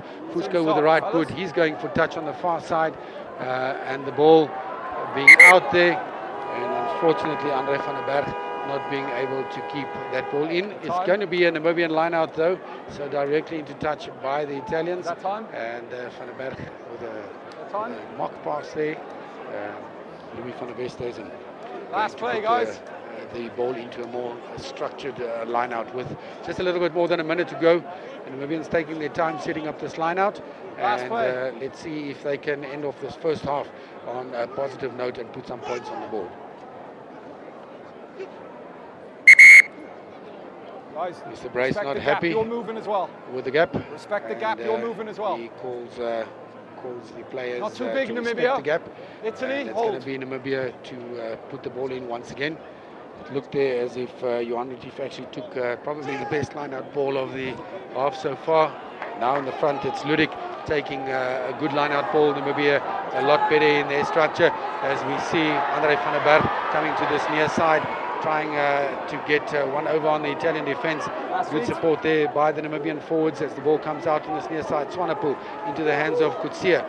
Arnos Kutsia taking the ball up for Namibia. Jacques Tron into the hands of Swanepoel once again.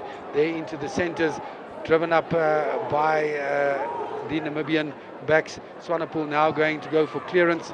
I'm not sure whether he's taken that ball back, but it's not going to touch anyway. So Namibia defensive lines are going to be tested once again, and a massive gap there. And it's the Italians that are going to score another try here through the Namibians' own defensive breakdown.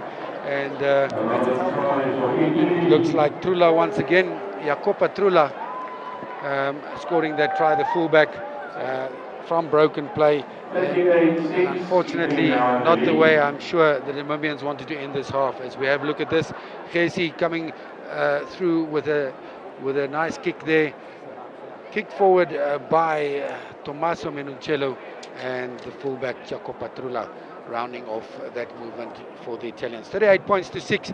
And unfortunately, as I say, Henry, not the way that the Namibians would have wanted to end it this half. Definitely not a way to end the half. One must question, is it due to the penalty that we could have taken that we opted to go for post where the momentum suddenly swung? One must argue maybe a set of overconfidence as Namibia was having momentum. The conversion there is good. The score as it stands at half time is 40 in favor of Italy and a mere 6 for Namibia. Yeah, it's sad for the Namibians. They've conceded 5 tries. In fact, 6 tries if you count the penalty try. You have to count the penalty try. But half-time score then 40 points to 6 in the favor of Italy. One hopes that the Namibians can come back in the second half a little bit more structured. From my side, I think a couple of mistakes and a breakdown in the defense. The defense in the last 20 minutes of this first half, Henry, definitely not the same standard as it was in the first 20 minutes, and that has cost Namibia dearly, and probably is the biggest contributor to that big score differential. Again, if it was a game of quarters, you would say Namibia playing very well in the first quarter of the game. However, the second quarter of the first half, not too well defensively. Again, one mistake can lead to at least 10, 12, 20 meters gained by the opposition, of course. And Italy exposing again after a breakdown, it was very difficult for Namibia to get back into the game. One must mention that after they changed the style of play, where they opted initially to go for post for penalties and decided to start running out of their own running their penalties rather, there has been a switch, and the more you put points on the board, the more confident you become. I think they should revert back to that, just to keep themselves into the game and actually to start feeling like they're still in this to win it. Yeah, I think that's a good summary. A couple of shifts in momentum for both sides there. The Italians on the converse as well, when they started swinging the ball wide and creating and looking for space on the outsides, they've stretched the Namibian defense.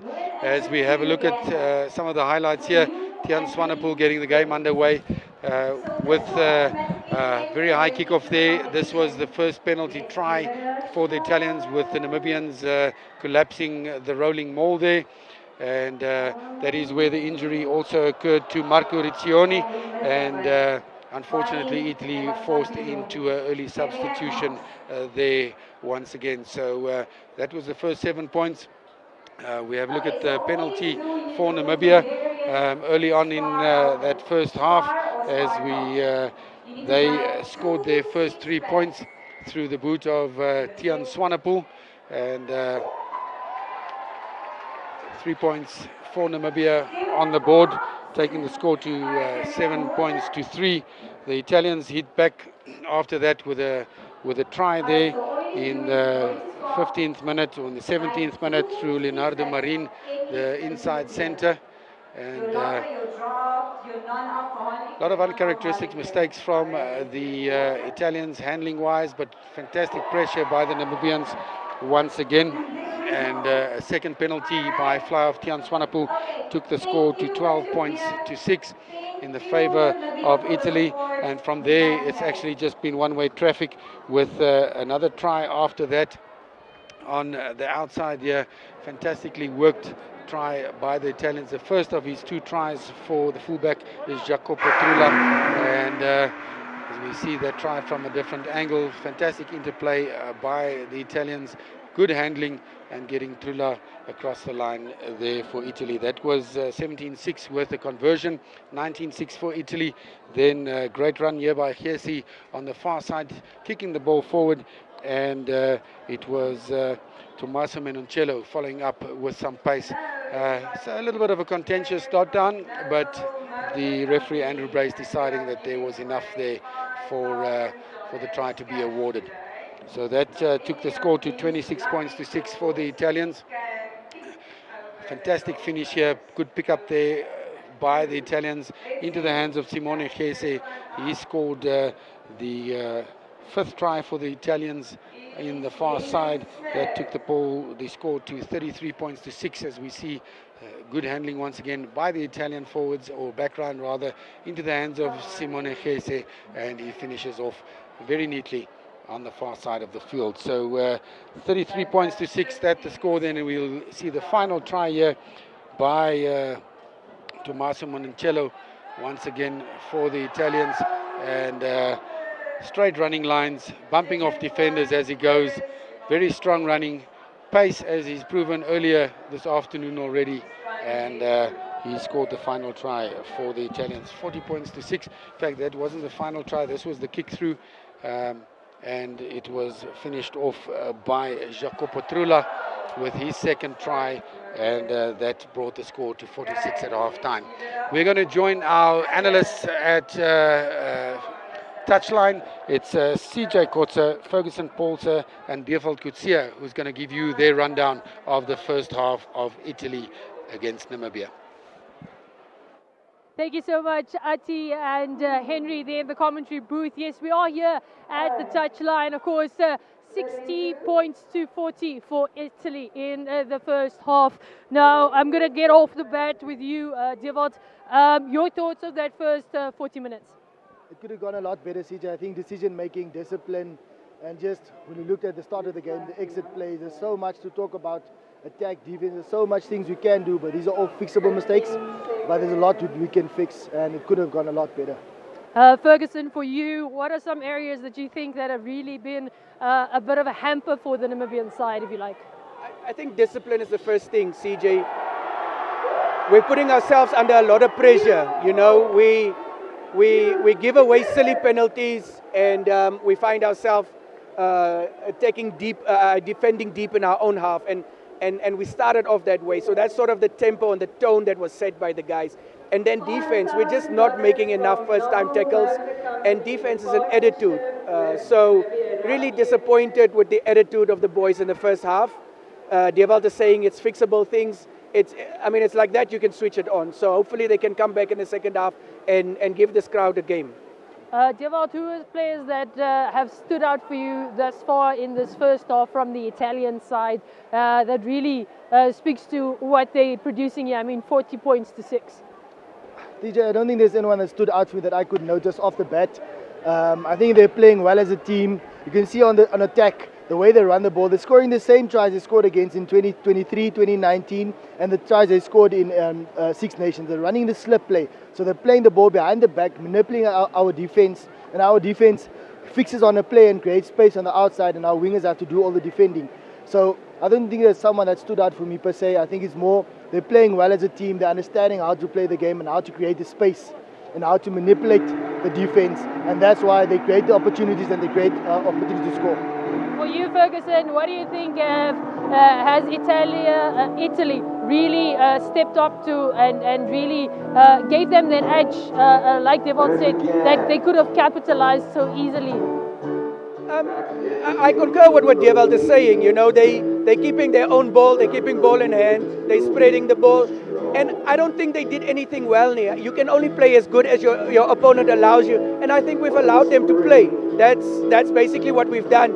They've played with the wind, with a little bit of, assistance in that sense. But they're just doing the basics right, CJ. Yes, we spoke during the match, and we had the conversation where I don't think, and Ferguson also doesn't think, that the Italian side is better than the Puma side that played last weekend. So I think we can do a lot more, and just hope we must create those opportunities and in order for us to score points. Now, Dewald, coming to you, you said there was no one in particular that stood out from Italy. Is there a difference for Namibia? Are there players that are putting up their hand, that are really putting in the effort to get over the line, the advantage line? If not, what can they do to make sure that they do that? On defense, it's just like Ferguson mentioned, it's attitude. You have to make the tackle. If your player slips a tackle, the next player slips a tackle, who's going to make the tackle? Unfortunately, as a team, we have to defend And like I always say on Absolute Rugby, you have to put in your physical jacket because this is a physical game. It's big boys, but you have to make the tackle. You can't rely on your partner to make the tackle, and it's 2 slip tackles and you're standing behind the post. So unfortunately, we have to fix our attitude on defense, and especially on attack. When we broke the line, I think it was Jurgen broke the line first and Adrian broke the line again. Then the ball has to go. We have to play at pace, but unfortunately, the ball is not, our scrum half is not feeding our team fast enough. The ball is too slow. We're allowing them to get back into structure and to set up a defensive line. So we spoke about the elevation before the game, and we're not using that to our advantage. Like Ferguson has said, a team can only play as well as you allow them, and we are allowing them to play. You can see them, they're not exiting the ball when they're in their 22. They try to do a cross kick. We just show you there's no respect because they know they are being allowed to play, so they're just going to try out what they want to do. You touched on set pieces before the match. Are you happy with what Namibia was able to produce when it gets to both scrum and line out? Scrum, definitely. I'm very surprised that they could hold their own in that first half. And if you can do it, that means you're in the game. You know, it was shockingly surprised for me. Italy didn't dominate us at all. But the line-outs and the mauls, not good enough. And I don't know if the referee is also handling that too well. I see Italy breaking off and still getting the advantage. But all those mauls come from penalties. They go for touch. So if we can limit the penalties, we won't have any mauls to defend. You are in the Namibian changing room now. You're part of the coaching staff. What is your message to the boys to maybe try and close that deficit at this point in time? Yeah, first of all, I'll look at decision making. When we look at our exit plays, we're not kicking the ball out. The first try came, the penalty try came because we didn't exit the ball. We look to go back to our structure that says we must put up a pod before we exit the ball, but there wasn't space. We said that the scrum was static. You could have exited from the scrum and not put pressure on. So tell the guys, decision making first of all, and then get aggressive in defense, make the tackles. And also tell them you're playing down, you're playing with the wind. They scored a lot of points in the first half. We can also score a lot of points in the second half. Ferguson, you've got round about a minute to give me your changes that you'll make for Namibia. Who goes where? You've got a 6-2 split. What is your options? CJ, first and foremost, the boys need to go out and play. They haven't played yet. Let's make this crowd proud, you know. So that's the first thing before we even think about changes. But if we do make these changes, I'd send on a bomb squad, you know, catch Italy off guard. We're talking about the high-felt element. So pick up the pace of the game. You know, that's what they got to do. For you, Dewald, what are some changes that you would try to make to the Namibian side, maybe at the 60-minute mark?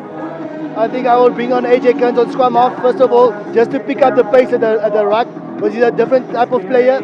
He will speed up the game a bit, because when you're on attack, when you get that little limited opportunities, you just to speed up play and get in their faces and put them on the back foot, because currently not putting them on the back foot, just to get the play up and running. Well, just from the look of things here at the Kickoff Stadium, as the teams come out, there doesn't look to be any changes for Team Namibia as it stands, but it will be up to the coaches around the 60-minute mark. We can expect some changes. So thank you, gentlemen, and to our crowd, thank you so much for being here. So it is up to the next 40 minutes. It's over to our commentary team up at the top, Ati Samuelsen and Henry Kanja. Thank you, CJ. Thank you, Ferguson and Dewald. Yes, Henry, I hear both our analysts pitch side saying that decision making and defense are two of the areas that we definitely need to improve, and hopefully we'll see that. I can concur that there has been no substitutions for the Namibian side as of yet. Italy also doesn't look as if they've made any substitutions at this point, so perhaps the coaches still giving the guys a chance to see what they need to see. Definitely still early days as we headed there from our analyst, of course. Attitude also being a very huge concern from the Namibian side, of course. Missing too many tackles. Again, game of quarters so far. Hopefully we'll start this game, the second half, the same way we started the first half, with a bit more up-tempo and just actually showing that the Italians are are in our backyard, and we are here to play rugby. Yeah, the breeze picking up a little bit again as we see it's going to be Dare for Italy kicking off to this near side into the 22, taken in by Danko Burger. He's trying to exit the 22. Some good meters won there by Burger for Namibia.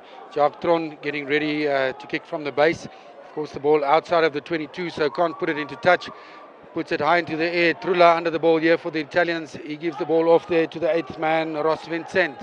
Vincent setting up inside the half of Namibia, out to the far side there. Looks like it was number 7, Manuel Tualini. Tualini, Fusco out again. And the Italians rather playing quickly. That looked like a forward pass. Mr. Brace not picking up that forward pass there. Fusco to the far side. Once again, the Italians creating space on the outside. The Namibian defense in this stages once again proving very, very effective. And it looks as if there was a bit of chat at halftime about first-time tackling, Henry. Definitely so far the boys looking very energetic. First time tackling looking good, which is what our analyst alluded to earlier during halftime, and it looks like it is the coach's words clearly still ringing fresh in the players' minds. Tian Swanepoel with a fantastic clearance there to the far side of that penalty, so taking place to just outside the 22 of Italy. Italy with another player down there in the midfield, Mr. Andrew Brace stopping the clock there, time off as they've called it. So it looks like there's going to be another little bit of a break in play. If the Namibian can keep up that defensive play and keep putting pressure on the Italians there pushing, as we see the crowd very, very into this game. Fantastic, as I said, to see the support that the Namibians have in their first home game for the season. Looks like one of the centres that perhaps there has picked up injury for Italy, and we'll confirm now who that is. I'm not sure whether the replacement has been called on yet, but we'll confirm the replacement for you as well as soon as we have it. It is indeed Leonardo Marin that is injured.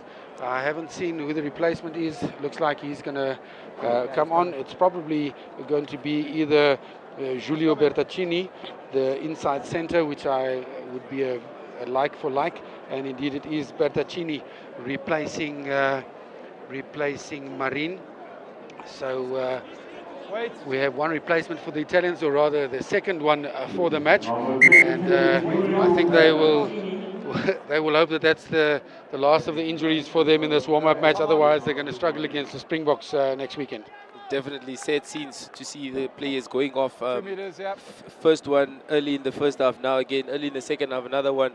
Probably one would hope it's niggles for the sake of rugby, and Italy can take up a very strong and full squad against the Boks. Once again, the line out there not clean as the Namibians would like, but well sorted out there as it comes from Swanepoel into the hands of Boyson. Boyson taking the ball off Namibia. It's Tron giving the ball into the hands there of lock forward Adrian Ludik, and now the ball coming out to Namibia, but pass going astray there for the Namibians, and unfortunately all that good work undone as we see Adrian Ludik down in midfield. Looks like a shoulder injury there to Adrian Ludik. And once again, Henry, unfortunately, the Namibians, their own worst enemies, pass is not going to hand. You have been mentioning that all game now, RT, and one would hope that it being a commentator curse, that it could flip on the other side, of course, and Namibia can actually come out of whatever it is, whatever dark hole they are in right now. Again, the analyst also mentioned it, you only play as good as your opponent, and right now Italy playing just as good as we allow them to, and it is definitely a coach killer for so much phases, especially for the likes of the Prince that are putting their body on the line with such huge hits after hit, and yet a moment of that just flips it back into the Italy favor. Yeah, Adrian Ludik definitely not looking very comfortable there, and it looks like we might have Johan Littich getting ready to replace him.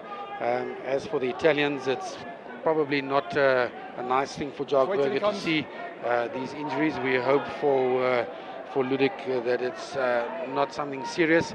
He looks in quite a bit of discomfort at the moment. and Let's go, guys. making ready to perhaps replace him. And I think, nope, he's going to soldier on. So Adrian Ludik remaining on the field. Italia, One would have thought that perhaps out of a bit of caution they would replace him and keep him fit for next weekend. But of course that's something that the coaches decide. Giacomo Nicotera into the line out, taken in there by Sebastian Negri for Italy. Driving the ball forward, another rolling maul. This has been something that the Italians have been doing well this afternoon.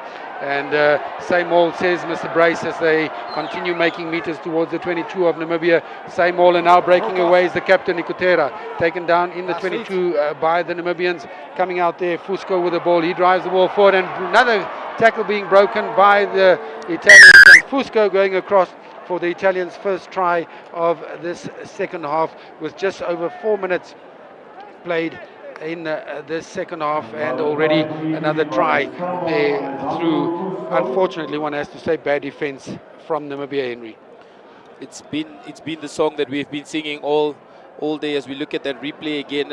Poor defense, one must highlight. Too many slip tackles again. I think the tally has gone up from last weekend already, and the game is not even done yet. It is very much sad to see that after the first 20 minutes that we have had, and the score looks the way it is looking right now. Again, few good moments in the game, however, not the consistency that we need for Namibian right now. Yeah, Dare getting ready. He makes the conversion count, and Dare takes the score to 47 points to 6 now. And unfortunately, Louis van der Westhuizen isn't the guilty party there. The scrum half just bouncing off that tackle, as we see in this replay. What we can see, we see Van der Westhuizen going in there, but not with a lot of commitment, and Fusco breaking through.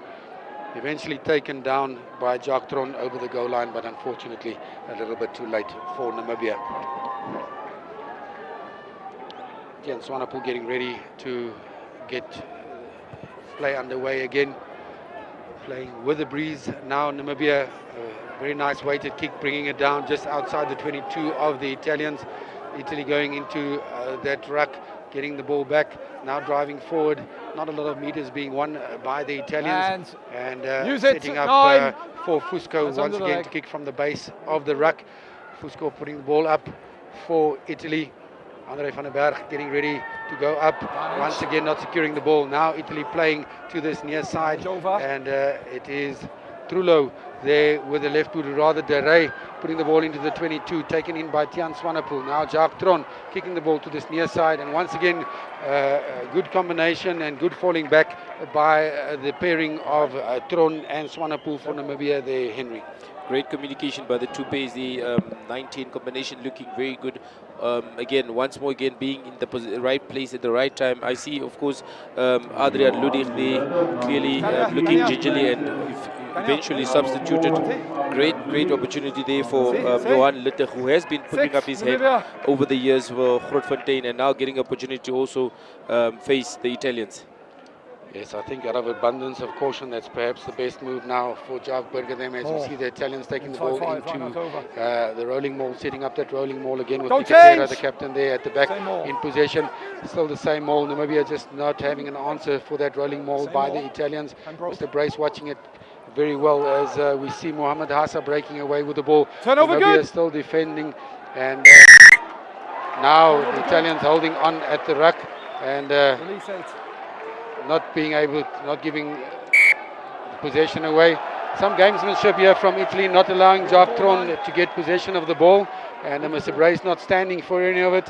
He takes them 10 meters closer, and punishing the Italians for not releasing at that ruck. So once again, it's bright spots for the Namibians with the defense, but then all undone by unnecessary mistakes and ill discipline, as we see this kick to this near side. A fantastic kick there by Tian Swanepoel for the Namibians, takes them into the 22 of the Italians in an attacking position. That's a monstrous of a kick there by Tian Swanepoel, showing his class, of course, playing his trade in South Africa for the Golden Cheetahs, of course. It's important. What is important now is what Namibia makes of this opportunity, having done the hard work in their own 22 and now finding themselves in the 22 of the Italians, of course. Contest good. A great line out there by the Namibians, of course. who get the rolling maul going.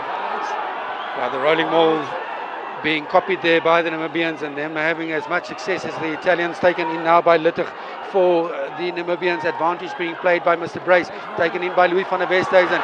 Can they make meters? Namibia setting up a fantastic attacking play. Another advantage being played into the hands of Boyson. Boyson driving towards the line. Namibia still in possession. Tron trying to find a gap there in the Italian defense, can't get there, but gets driven back, still in possession. Namibia as they get pushed back to the 5-meter line of the Italians, but still in possession. Now the ball comes out to Louis van der Westhuizen once again. No advantage, says Mr. Brace. He's going to bring them back. It was a knock on there by the Namibians, says Mr. Brace, and he's bringing them back all the way to this near side. So not being able to get through the defense there, but still advantage for Namibia. We'll see whether they go for the points, as we earlier alluded, but I think we're at that point in the game with the score being as it is, 47 points to 6, Henry, that I think the Namibians are also going to open up now and perhaps play a little bit more expansively, as we see the mark being given there to Mr. Brace, 15 meters from the touchline, and indeed Tian Swanepoel is just going to set up the line out. So I think it's time that the Namibians also start running at the Italians and put pressure on them, not from a defensive standpoint, but also on the attack. Yes, definitely. After the rolling maul, we just seen, of course, Namibia doing so well. I guess that's a confidence booster. Unfortunately, the lineouts is what has been all game, and we have lost it again. Very sad to see these unforced errors costing Namibia, and I think it's just that little bit of over-eagerness, as we see in picture Kiron Majid getting ready to be substituted. We see that it's going to be okay, let's go, guys. Left Kiron Majid coming onto the field, and he replaces Alcino Isaacs, with Dani van der Merwe taking his place at outside centre. So that's an interesting move by Jacques Burger, and a sad, I think, well, not sad, one was always happy to give your teammates a go, but Alcino Isaacs perhaps would have thought that he would get a little bit more time on the field this afternoon. Interesting to see what Dani van der Merwe was going to do at centre, Henry. Yeah, definitely. One must allow grace to Alcinos, of course, who is not having the authentic game that we have come accustomed to, of course, from his end. Again, after the passing of his late dad last week, of course, clearly still an emotional time for him. Fantastic to see Namibia putting pressure on the Italian scrum and winning a penalty. Yes, emotional time for the Essex family. Had the privilege of playing with his dad, Eben, during the '99 World Cup, and we wish the family all the best in this difficult time, and hope that they will be supported as well where needed. As we see Namibia taking a quick tap there, the ball not being available for Namibia. Tron now coming out into the hands of Littich. Littich driving the ball up, Tron clearing at the back into the hands of Danko Burger. Danko Burger driving the ball up. Now the ball comes out to Louis van der Westhuizen, and quick up there on the defense where the Italians putting pressure on, and that's, I think, the difference between the Italians off the mark on the defense. They're putting a lot of pressure on the Namibian players, and the Namibian players perhaps not playing from as much depth as they probably could allow themselves, Henry, to be able to get over the advantage line with options. Depth definitely a problem, Ati. One must allude also that the Namibian players getting the ball on a standstill, actually flat-footed, no momentum going forward, and obviously the Italians coming off the line makes it very difficult to penetrate. Again, the laws of science do not lie. Momentum again will be in favor of the one with the most speed, and there is no depth from Namibia. After the second, third phase, you can see they're getting the depth. They're losing depth in every aspect of it. Yeah, we see the Italians now bringing on a host of players, so we'll try and keep you up to date. It looks like Tommaso De Bartolomeo, Mirko Spagnolo, Andrea Zambonin, and Lorenzo Canone, 4 of the forwards coming onto the field for the Italians. Taken off, if we can just follow the numbers, it is number 1, Danilo Fischetti, being substituted. So a lot of the front rank is being substituted by Italy. Everybody getting time on the field, as we see thrown to the line out there by the Italians. They're playing now with freedom, getting the ball out to this near side in space. Also, Nicotera, the captain, being substituted as Italy still playing on the far side into the hands of Kesi, or Dugwa rather, or Dugwo getting the ball back on the inside. He manages to bobble as we see Sebastian Negri take the ball into the 22 of the Namibians. The Italians still driving the ball up there, keeping possession now into the hands of substitute Mohamed Hassa. Hassa driving into the Namibian defense, out into the hands once again of Negri, driving the ball up. And the ball coming out on this near side into the hands there of Menoncello. Menoncello taking the ball up. Namibian defense still holding here very nicely in their own 22. Taken up there, looks like by Manuel Zuliani. The Italians keep driving forward, getting small amounts of ground that they're winning, taken in there by Giulio Bertaccini, one of the substitutes for Italy. Played to the far side, trying to win space. Once again, the first time tackling for Namibia, not very good. Still setting up the defense, and eventually it is the defense of Namibia that just gets the Italians into trouble, and they get penalized for holding on at the ruck there. So good communication in the defense there by the Namibians, Henry. Definitely first time tackling concern. Louis again, once again, getting us getting Namibia that ball in the 22 of Namibia. Great low body position to steal that ball and allowing Namibia to exit and just get a breather after the waves of attack that Italy has thrown at them, of course. Yeah, so Namibia getting out of their 22 there. It's going to be Armand Kombrink replacing Louis van der Westhuizen. So Armand Kombrink and the Namibians also making changes now, which is a good thing to see. I think this is exactly what this type of match is about. Unfortunately, the score not in our favor, but for our build-up to the Africa Cup, it's necessary, as we see another unforced error by the Namibians. Knock on at the front of that line out there with the Italians. Getting the ball away, but taken away by the Namibians as Kombrink drives forward for Namibia. So handling errors on both sides. Unfortunately, one of the things that has not made this the spectacle that we were hoping for. Tian Swanningpool putting the ball up into the hands there of Trula. Trula trying to create space for number 11 Simon Gese. Gese being caught in possession, dropping back by the Namibian fence, but Italy still in possession. Stephen Varney now gives the ball out to his forwards, and there's a lot of pushing and shoving here on this near side, and this is not what we want to see in an international rugby match. So the passion boiling over at the moment in the Huggy Geingob Rugby Stadium, and we hope that everybody comes to their session or to their senses quite quickly.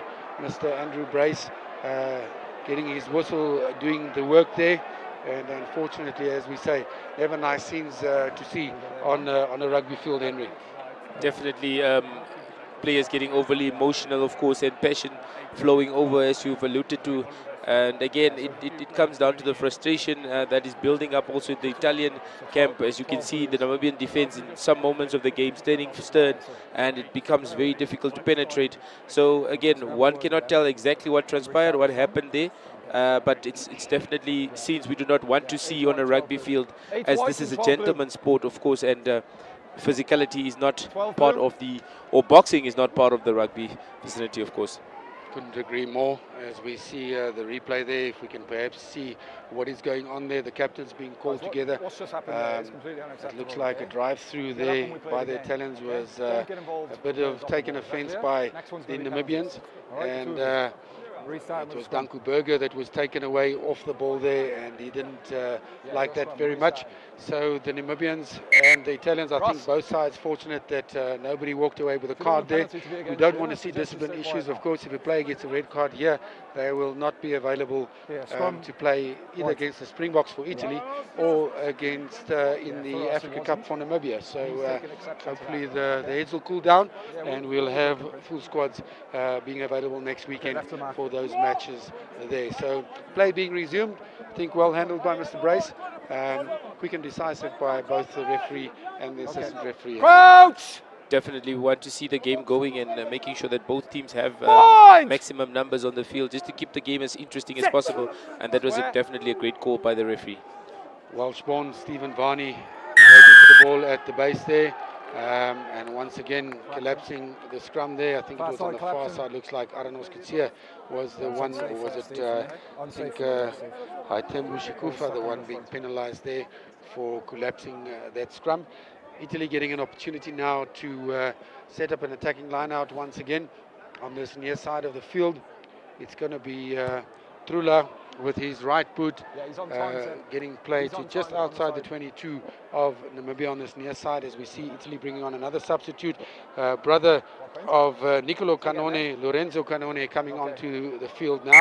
He's eighth man, so it looks as if that will be a like-for-like replacement for Ross Vincent, but we'll confirm that as soon as we can. On that. In fact, it's not Ross Vincent, but Manuel Giuliani that has been taken off, and Lorenzo Canone replacing Giuliani at number 7. Prince Kosef getting some attention there from the first aid. Looks like perhaps just an injury to his hand that they want to avoid. Might be a thanks, mate. Contact lens, which it looks like it is. That Prince is just replacing his contact lenses there, and maybe that'll make him see a little clearer what the Namibian side needs to do for these last 25 minutes of the second half. Henry. No, definitely a scary scene and moment there for the captain of the Namibia as he took a knee there. However, again, as you just alluded, it's probably visionary lenses that were installed into his eyes for us to actually see what the rest of the game will look like for the side of Namibia. Good line out there by the Italians, once again setting up that driving ball. Namibia's defensive structure a little bit better there. Primo, stop! Down. Mr. Brace calling the first stop, so still the same ball. It seems as if they get that second run up he's at the back. every time, so advantage there for Mr. Brace. And in fact, not advantage, but taken in by the Italians. And for the first time this afternoon, the Namibians being able to defend that rolling ball pretty effectively. Clearly something that was mentioned in the halftime team talks by the coaches, of course. Great, much better defense from the Namibia when it comes to the rolling ball. One would hope that they replicate that in the next, and also going into the Africa Cup, considering that we haven't been doing it so well, and right now we have executed. I hope this gives them vision and also just believe that they can actually defend the smalls all too well. Well, score-wise, we are looking better than the first half. Only one try in the second half so far for Italy, and that means that the scoring has been kept down by the Namibian defense. Everybody. So looks like another bunch of replacements. It's Aranos Kutsia being replaced by Jason Bernardi for Namibia. It's also don't stand up, guys. number 7, Max Katicheku being replaced. Quickly. And same again, I think it's number 6. Don't stand up. Next one's a free kick. Aitembu Shikufa also coming off. Rather, it was Aitembu and not Max Katicheku being replaced there. My apologies. Together with Adrian Boyson and Johan Retief. Also getting benched now for the second half. So we have Ruan Ludik on, Sydney Alupe, which has also come on, and I would imagine Jason Bernardi on for Namibia. So Namibia once again driving forward. Take him back. Tian Swanepoel now with a massive boot to this near side. Casey getting the ball. There it looks like it was a knock on that ball going forward. The assistant referee says all good, and it was backward, and the ball being brought out of the 22. Still a lot of field position being won there by Namibia, and it's going to be a Namibian put-in between the halfway line and the 22 of Italy. So Namibia once again coming to life with a little bit of I think good options being taken for a change, Henry, and getting the ball down into the Italian half. Definitely great carry there by double stack back Danko, of course, who just swung the momentum into Namibia's favor there, and then a monster of a kick there by Tian Swanepoel, who so far having one of so far being one of the standout players today for Namibia. Line out once again cleaned out by Armand Kombrink. Still a lot of pressure on Namibia. Now the player being in front of the ball, he's in front of the person, so Jagtron not happy about that line-out, but it's been the story of the day so far. The Namibians just not being able to get clean line-out ball back put hands on it, you're in to possession, Jagtron. guys, okay? Yeah, again, one of those moments where you have one or two good moments in the game and then you throw it away by a poor decision. Again, that has been the memo of the day, and such discouraging moments and scenes, of course, for the Namibian side as they are working so hard to get into the right position. However, a poor decision leading them back into their 22. Yeah, good kick there by Jacopo Trula for Italy, putting the play just outside the 22 of Namibia. It's going to be Di Bartolomeo putting the ball into the line out, and that's been the difference. A good line out there by the Italians, put them on the front foot for the attack as burst through there by Canone, Lorenzo Canone taking the ball up to the 5-meter line. Italy on the attack here. Can the Namibian defense hold, get them back? Good setup there by the Namibian defense, but eventually over there by Italy, by number 17, Mirko Spagnolo, the loose head properly placement. He gets another try for the Italians, and that takes the score then on to 52 points to 6. So the second try of the second half.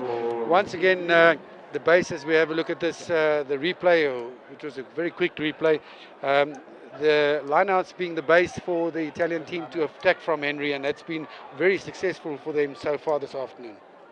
Yes, our lineouts again, ours and theirs basically turning out to be an Italy ball. It's more of your ball is mine and mine is mine kind of moments here by the Italian side. Again, definitely something to look into as Jack prepared for the African Cup. Of course, defense, one of the factors. Again, we're having good episodes, good glimpses of moments, good hope, of course, for the boys. However, again, execution and coming into the right positions of the game not happening. Conversion definitely not good there. The score will remain. We see Canone taking the ball up there in the replay, setting it up, and then just a pop pass there into the hands of number 17.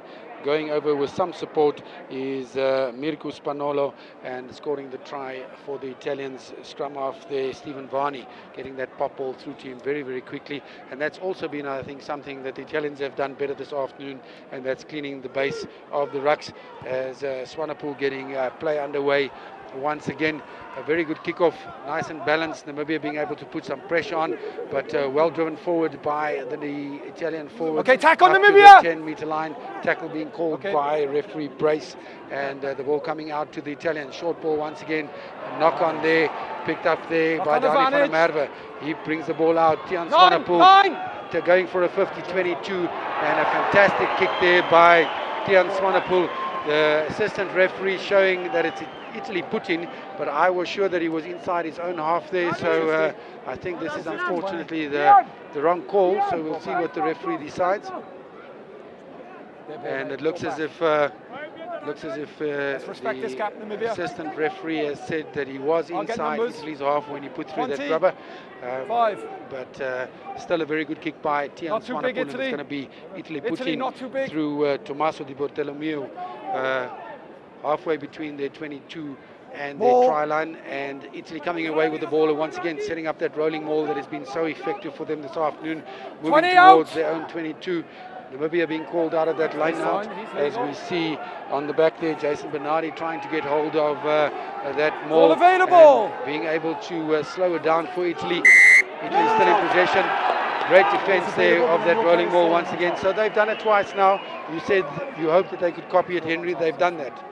Yeah, they've definitely replicated the defense of the maul, and now clearly they have to move past the replicating of the maul defense, now winning their own lineouts, of course, winning a scrum, which we have been doing awfully good right now. So it's good to see what lines will be run by the backline if they could get a clean ball. Of course, the nation is crying out for a try, of course, and it will be good to see if we could get one with a setup currently in place. At least one try is not all we're hoping for, but that we can at least cross the whitewash from a Namibian perspective as well. We managed to do that in the 2023 Rugby World Cup, so hopefully we can do that at home once again. Surprised that Giacomo Dare, the fly-off, missed that conversion. Wasn't that difficult of a conversion, but perhaps the altitude also now getting to Italy at this late stage in the game. That was one thing that Gonzalo Cuseda, the coach, also mentioned, that it's actually a good thing for them to be able to acclimatize to this altitude, since they're playing against South Africa next weekend at altitude as well. Yes, as the game is wearing down, one would expect that to come into play. Altitude, of course, so far. Free kick being taken quickly there by Jacques Tron. Nice interplay there by the Namibians, but once again, handling errors, making them falter. It's advantage there for the Italians. Ball taken up there by Paulo Dogwu for Italy. Now setting up the forwards once again for a drive. Bringing the ball up is the Italians to outside their 22. And it looks like it's going to be Stephen Varney to continue what Fusco started in the first half, and that's kicking from the base of the ruck. Now this time Andre van der Berg taking the ball cleanly, being driven back, but good possession there for Namibia just inside their own half. They're going to come to this near side. Tiaan Swanepoel letting the ball swing into the hands of Kombrink on this outside. Namibia still in possession. Can they keep the possession? Jacques Tron getting to the base there, taken in by Sydney Galupe for Namibia. Still in possession, the Namibians. Jacques Tron getting to the base of the ruck there. He gives a little kick across field here, and it's allowed to bounce there by Trula, and it puts the Italians on the defensive. So good judgment there once again by Jacques Tron, this time to make the ball do the work, and Trula allowing that ball to bounce brings play to just outside the 22 of Italy, with Namibia on the offensive once again, Henry. I guess one of the good things we can take from this game is our kicking game, which has been exceptionally well through Jacques Tron as well as Tiaan Swanepoel. We just hope to make the more of territory that we are gaining from all these kicks so far, not making the most of or appreciating, of course, the work that is being put in by our backline when it comes to the aspect of kicking. Line out still very much scrappy, and right now we're looking at scrappy, I must say. Right now looking at yet another one. Hopefully we can defend it as good as we did the first two. Yes, Italy once again with a great line out move, played it from the back, getting a lot of possession and field position, driving the Namibians back towards their own half, as it's taken up there by Italy once again by Zuliani, or rather Sebastian Negri for Italy. Once again Varney setting up for the box kick. He brings the ball to this near side, a little shallow one. Jacques Tron under the ball. Is he going to be able to take it? No, it's taken in there by Simone Gese, popped out to Varney. Varney kicking the ball forward is the Namibian defense. Once again, the pace of the Italians just too much for Namibia, and Stephen Varney scoring a try for Italy here and taking the score up to 57 points to 6 for the Italians. And Stephen Varney doing very, very well to get that ball down.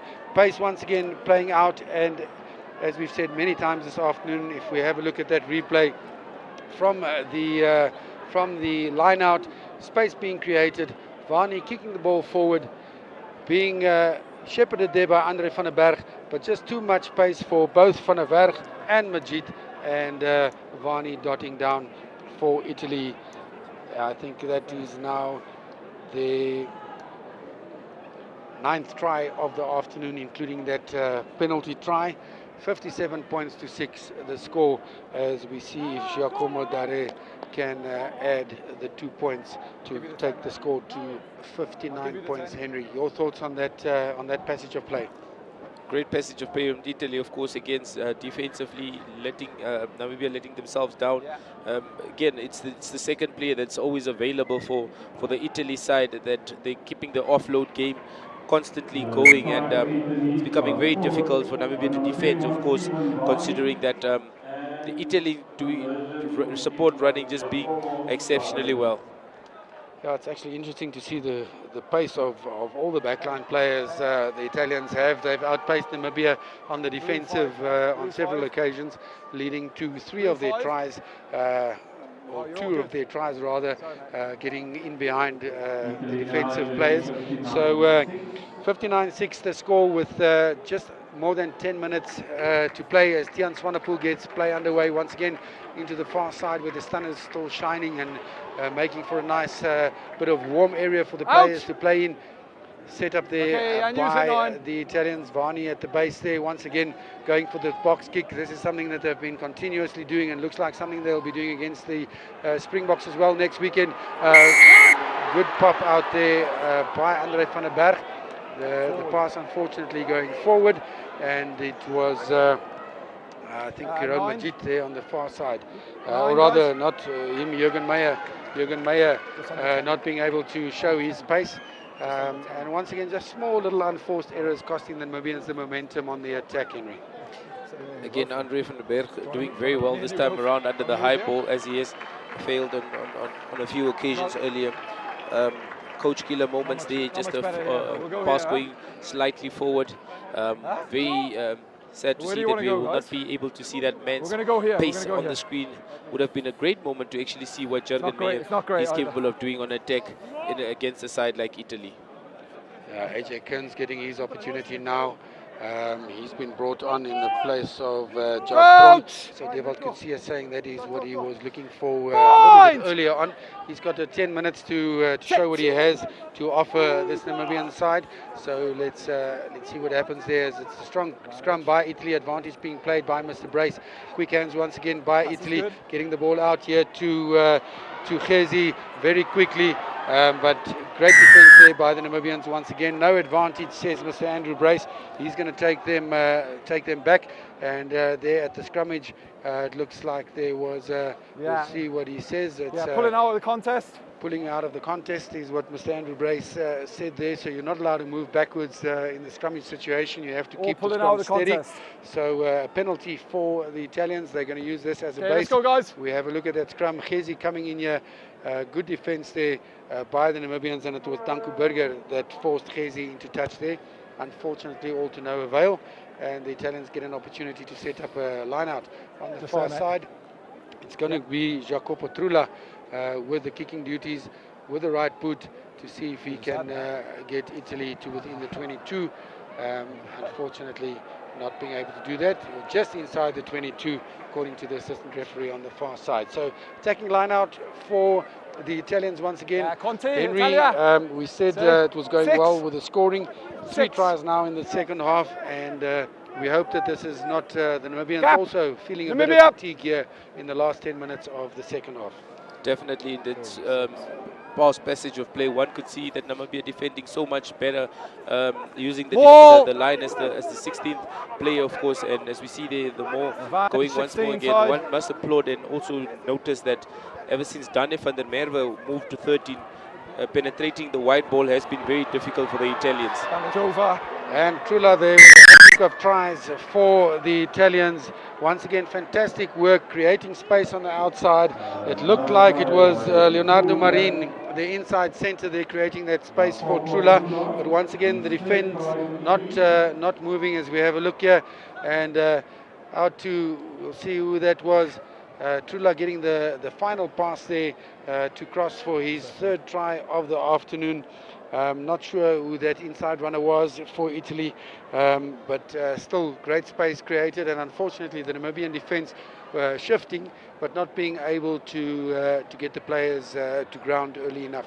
Again, I've just alluded to it that we're defending so well on the outside now. I think the Italian teams noticed that going wide is not working anymore, hence them moving back on that inside channel. And again, Namibia moving too fast out wide, however, not making sure that it's catered for in the middle of the field, of course. Stephen Varney taking over the kicking duties from Giacomo Dare and adding another 2 points. So that is now 66 points to 6.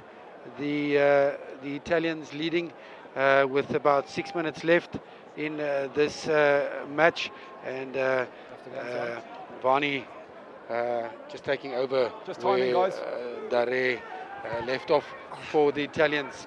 Kickoff there by Tian Swanepoel. Once again, very well weighted kick just bringing it down outside the 22, so forcing them Tackle! to Move! not being able to kick into Last touch feet. from the base of that Use ruck. it! So small little positives like that, You take them I'm back sure, now. is what the Namibian coaching team will take from this game. As we see Vani putting the ball up, Andre van der Berg coming in, overrunning the ball unfortunately, but well picked up there by AJ Kearns for Namibia. Kearns in fact now taking the ball, kicking the ball into the 22, and a mark being called there by the 8th man, Ross Vincent, for the Italians. Ross, you're over here. Then trying to kick the ball out there, but Mr. Brace calling him back, not on the mark. Close. And consistency by the referee, also there, something that I think the players will agree was a hallmark of this afternoon's match, Henry. Definitely, referee can make or break a game, and today the consistency has been good with respect to his scores that he has made all day today, and kudos to him, and one must applaud again. Kula being given the tap ball there by the Italians, putting the ball out from his 22. So it's going to be a Namibian put in at the line out just inside their half, with just about 5 minutes remaining in this match. Italy leading 66 points to 6. Namibia trying to get their first try on the board, and I think the crowd that has come out here today will appreciate that. We know that the boys would love to give them something to cheer about this afternoon. It's going to be a free kick. Hurry up, it's been a please. struggle for the Namibian boys, getting their structures right, getting their line out sorted out. Defense has been a massive positive for me that they can take away, and just with a few tweaks perhaps improve on that even further. I don't think by any means the Italians have dominated the forwards. Namibia has been able to come back with a counter to the rolling maul. As we see, can they get the line out going there? Still not good, but we retain possession as we bring the ball to the outside here, taken up by Sydney Alupe, one of the debutants this afternoon. Unfortunately, knocking on in the contact and giving the Italians the put in at the scrum. As I say, I don't think the Italians have completely dominated our pack of forwards, and that's a great positive for me to take into the Africa Cup. Yeah, no, definitely. We can't speak dominance with respect to the forwards. One must mention Namibia really put up their heads in some of the aspects of the game. Again, you mentioned that the tackles in some moments of the game we saw really great tackles and great character was being shown by the Namibian boys. However, in other aspects, of course, they did look a bit lackluster with respect to our line outs and so forth. Kicking game, territorial, being good, of course, however, not making the most of territory. Advantage once again for the Italians, creating space. Kick through not going as planned, but being brought back by Mr. Andrew Brace. So at the end of this match, the Namibians being able to close down the space on the outside, and that's also putting the Italians under pressure and forcing them into mistakes. So at least the Namibian side being able to learn and adapt to the conditions and the style of play that the Italians have thrown at them, and that's also, I think, a positive if they can continue that into the African Cup, Henry. I think that is by far one of the biggest positives, Artie, being able to realize where the shortfall is and making sure that you capitalize with it. Could it be the change in the 13 position that was made? One cannot tell. However, but it's good to see that the boys adapted so well in the defense when it comes to the wide area. Yeah, I think you pick up there on something. I think one player that probably can be very happy with how he's put his hand up is Dani van der Merwe this afternoon. At wing and also at outside centre, he's contributed quite a lot to defence and to the attack, as we see Italy driving forward with that rolling maul once again. I don't see an advantage being played at the moment by Mr. Let it come, Namibia! Once again there by the Namibians being able to counter that rolling maul. Now the penalty comes. Clearly broke off. And it's a tackle, you got to move, 16. Yeah, so the tackler not rolling away there. And it's a tackle, you got to move. Clearly broke off. Advantage to the Italians. And we'll see, are they going to go for another line out? They have the penalty there, or are they going to choose a scrum? This time they go for the scrum, which is an interesting call. As we said, they haven't dominated to that extent, but perhaps just to create a nice, good base for them to play off here, Henry. Yeah, definitely. We mentioned a few positives, Artie, and one of the positives that we must also say that when it comes to adjustment is the defense of the maul. As of the second half, one cannot really say that Italy did dominate the mauls, and it's a very interesting call to see that they opted for the scrum clearly to get a great, solid, firm control of the scrum, and give good ball to their backline. Off the scrum, massive scrum there by the Italians, and as we said, they haven't dominated the scrum. They come up with a very dominant scrum to give Italy their second penalty try and take the score up to 73 points to 6 for Italy with just a little more than a minute remaining.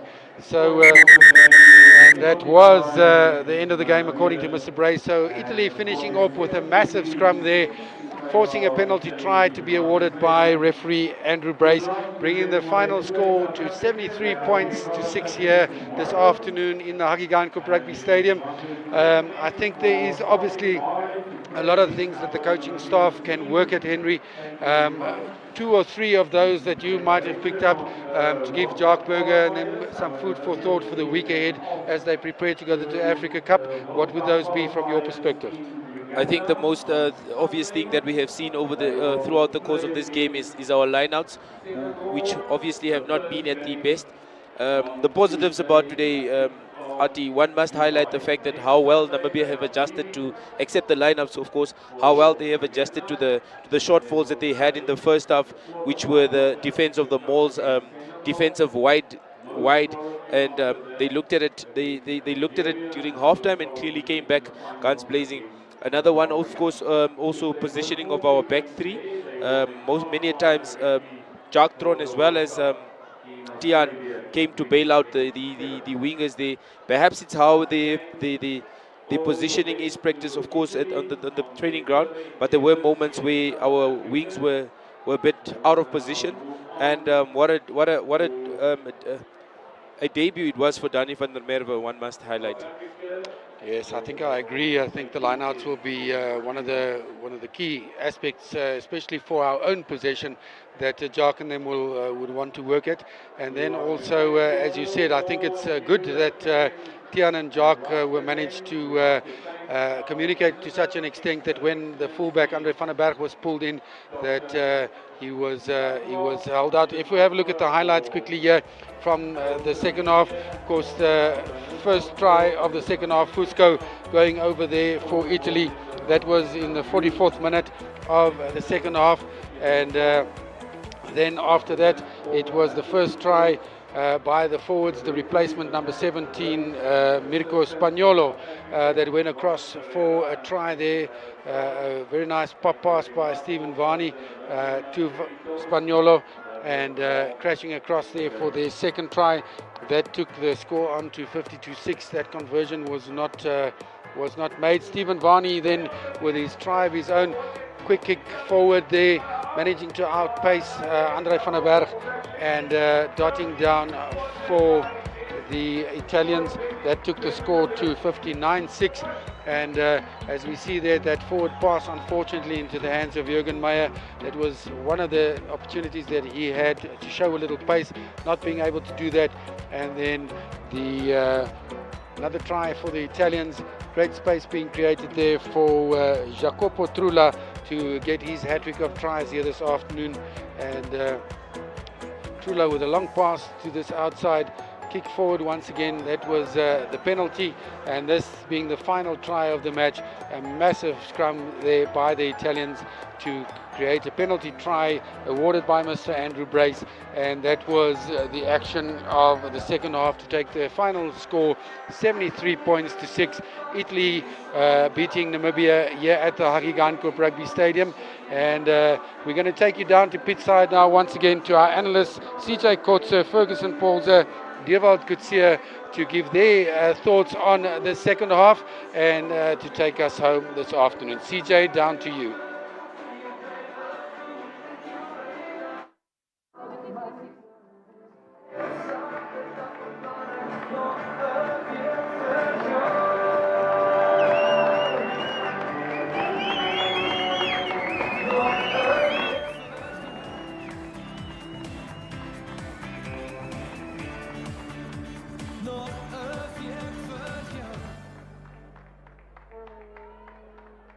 What a match there. Of course, Italy walking away with the victory, 73 points to 6.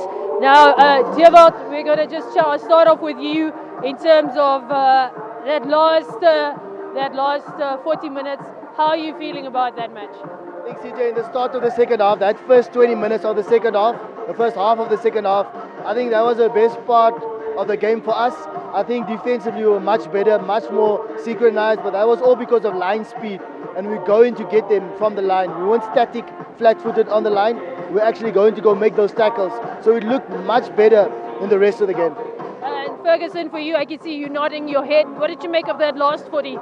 Yeah, the score line shows you that it wasn't the attitude or the defense. It was the conditioning, you know, that was the difference in the second half. While in the first half it was the attitude, it was the defense. They tackled much better in that second half. Yes, we didn't score any points in the second half from a Namibia perspective, but it looked much better. And I'm so glad it looked that way because there's a lot of positives that we can take from this second half moving forward, you know. So, yeah, I think they did much better than the scoreline reflects in that second half. Now, Dewald, I spoke to somebody off pitch, and I was just reminding them that 2 years back we got beaten by the Pumas 81-8. So to play against a tier 1 nation like this, would you say that's something to be proud of? I'm happy that we get the opportunity, first of all, and I think it's great work from the NRU to provide this opportunity, because I think Ferguson mentioned that they were scheduled to play Zimbabwe in the beginning of the year for this fixture, so well done to them. But I think there's a lot of work as well, and also it's a tier 1 nation, but it's a subpar Italy. It's not the best of the best. You don't have the Paolo Carbisis, the Anga Capuchos, so there's a lot of names, Monte Iwani, so there's a lot of names missing. But there's still a lot of work, but at least we got some time before the next game, I think about 2-3 weeks.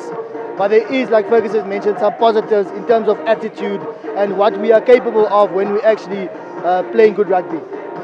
Ferguson, for you, how would you sum up the momentous occasion of having Italy here and being able to play against a tier 1 nation like that? Yeah, I mean, it's an opportunity for us to measure ourselves where we are. And then we can see where we are, you know, because this is the type of teams that you have to go play when you ultimately qualify for the World Cup. And this isn't a game for us to qualify for the World Cup. So, I mean, it's a lot that we can take from it, you know. You want these type of opportunities. The only way you're going to get better is by playing against these guys. So, yeah, I'm really thankful for the opportunity. Now I am joined with the captain, Prince Kausep. Captain, how are you feeling after that match? A bittersweet pill, having a tier 1 country here, but unfortunate at the end of the day. Yeah, I think it's a disappointing loss, but well done to Italy. I think they were a great outfit today, but I think we have to go back to the drawing board next week and then see what we can fix. There were some positives, but again there were negatives as well. Like if we lose on set pieces, we don't have a platform to play. So I think we need to go back to the drawing board and then just keep our confidence and keep the team together and then work on what's next, which is the African Cup. Now talking about that African Cup, of course, a vital first game against Senegal. You excited for representing Namibia again on that side? No, definitely. It's always an honor representing our country. I think we only have one goal, and that goal is to go to the African Cup, then make the nation proud. Again, we need to stay positive. Just work on what we need to work, and then I'm pretty confident, and I beg the boys that we can have a good African Cup. Prince, maybe lastly, there were some crowd here, all sides of the stadiums. What is your message to them and maybe the viewers that were watching from home? Thank you so much to the crowd. I know it was a working day. You guys took time off to come watch us and beg the boys. We appreciate that. You guys must just stay patient of us. I'm sure great things will come. Thank you so much for coming to support us as well. Thank you, Prince. Best of luck with those preparations. Thanks. There you have it, of course, Prince just having a chat with us after the match. Now, just maybe to conclude, Dewald, talking about just the likes of that Senegal fixture for Namibia. But before that, we've got the new assistant coach, Daryl De La Harpe, also joining us. Daryl, maybe just talk us through that game, the difference between the first half and the second half for you. Yeah, obviously it's cohesion. I mean, you can obviously see these guys are URC, battle ready, experience, but I think it's a well-oiled machine for now for them. I think we can take more. I know it's a cliche, but we can take more from this, the physicality, the speed. Africa is not going to give us this. So for us, I mean, we got some good moments out of it. Soft tries, it's all fixables at the moment. But I think a guy like Aranos obviously showed his experience, and that's what we wanted to stick in the fight in the first half. I think we showed it in the second half. For 20 minutes, there was no point scored against us. I think that's a positive as well. As soon as the second 20, we started looking for territory. We started putting them under pressure. So it's moments, but it's stuff we'll take, and that's how we will build this puzzle here. Coach, moving forward to the Senegal game, first up for you guys at the Africa Cup. Talk to us through what would be some key points to focus on heading into the Africa Cup. Yeah, obviously set piece. Africa is not renowned for the set piece battle, so at set piece we will be better. I think on our transition attack, for now it wasn't too great, but I think Africa playing in the right areas and just be clinical in the 22. I think we'll work on that as well, and we'll have a couple of good video sessions. Like I said, we only had 11 training sessions. Obviously the games we can't really count the games. So for those sessions, I mean, with the games, there's a lot of good footages, there's a lot of good things, there's bad things and soft moments. But once again, like I said, as long as we got the physicality out of this, now we can take it into the Senegal game, which is going to be a good battle. Obviously, we're getting a few guys back joining the team as well, so that's a positive. So yeah. Best of luck with the final preparations, Coach. Thanks, guys. Devald, we were there talking about that Senegal game and Africa Cup lined up for these boys. What are your thoughts heading into this last week and a bit before they head out?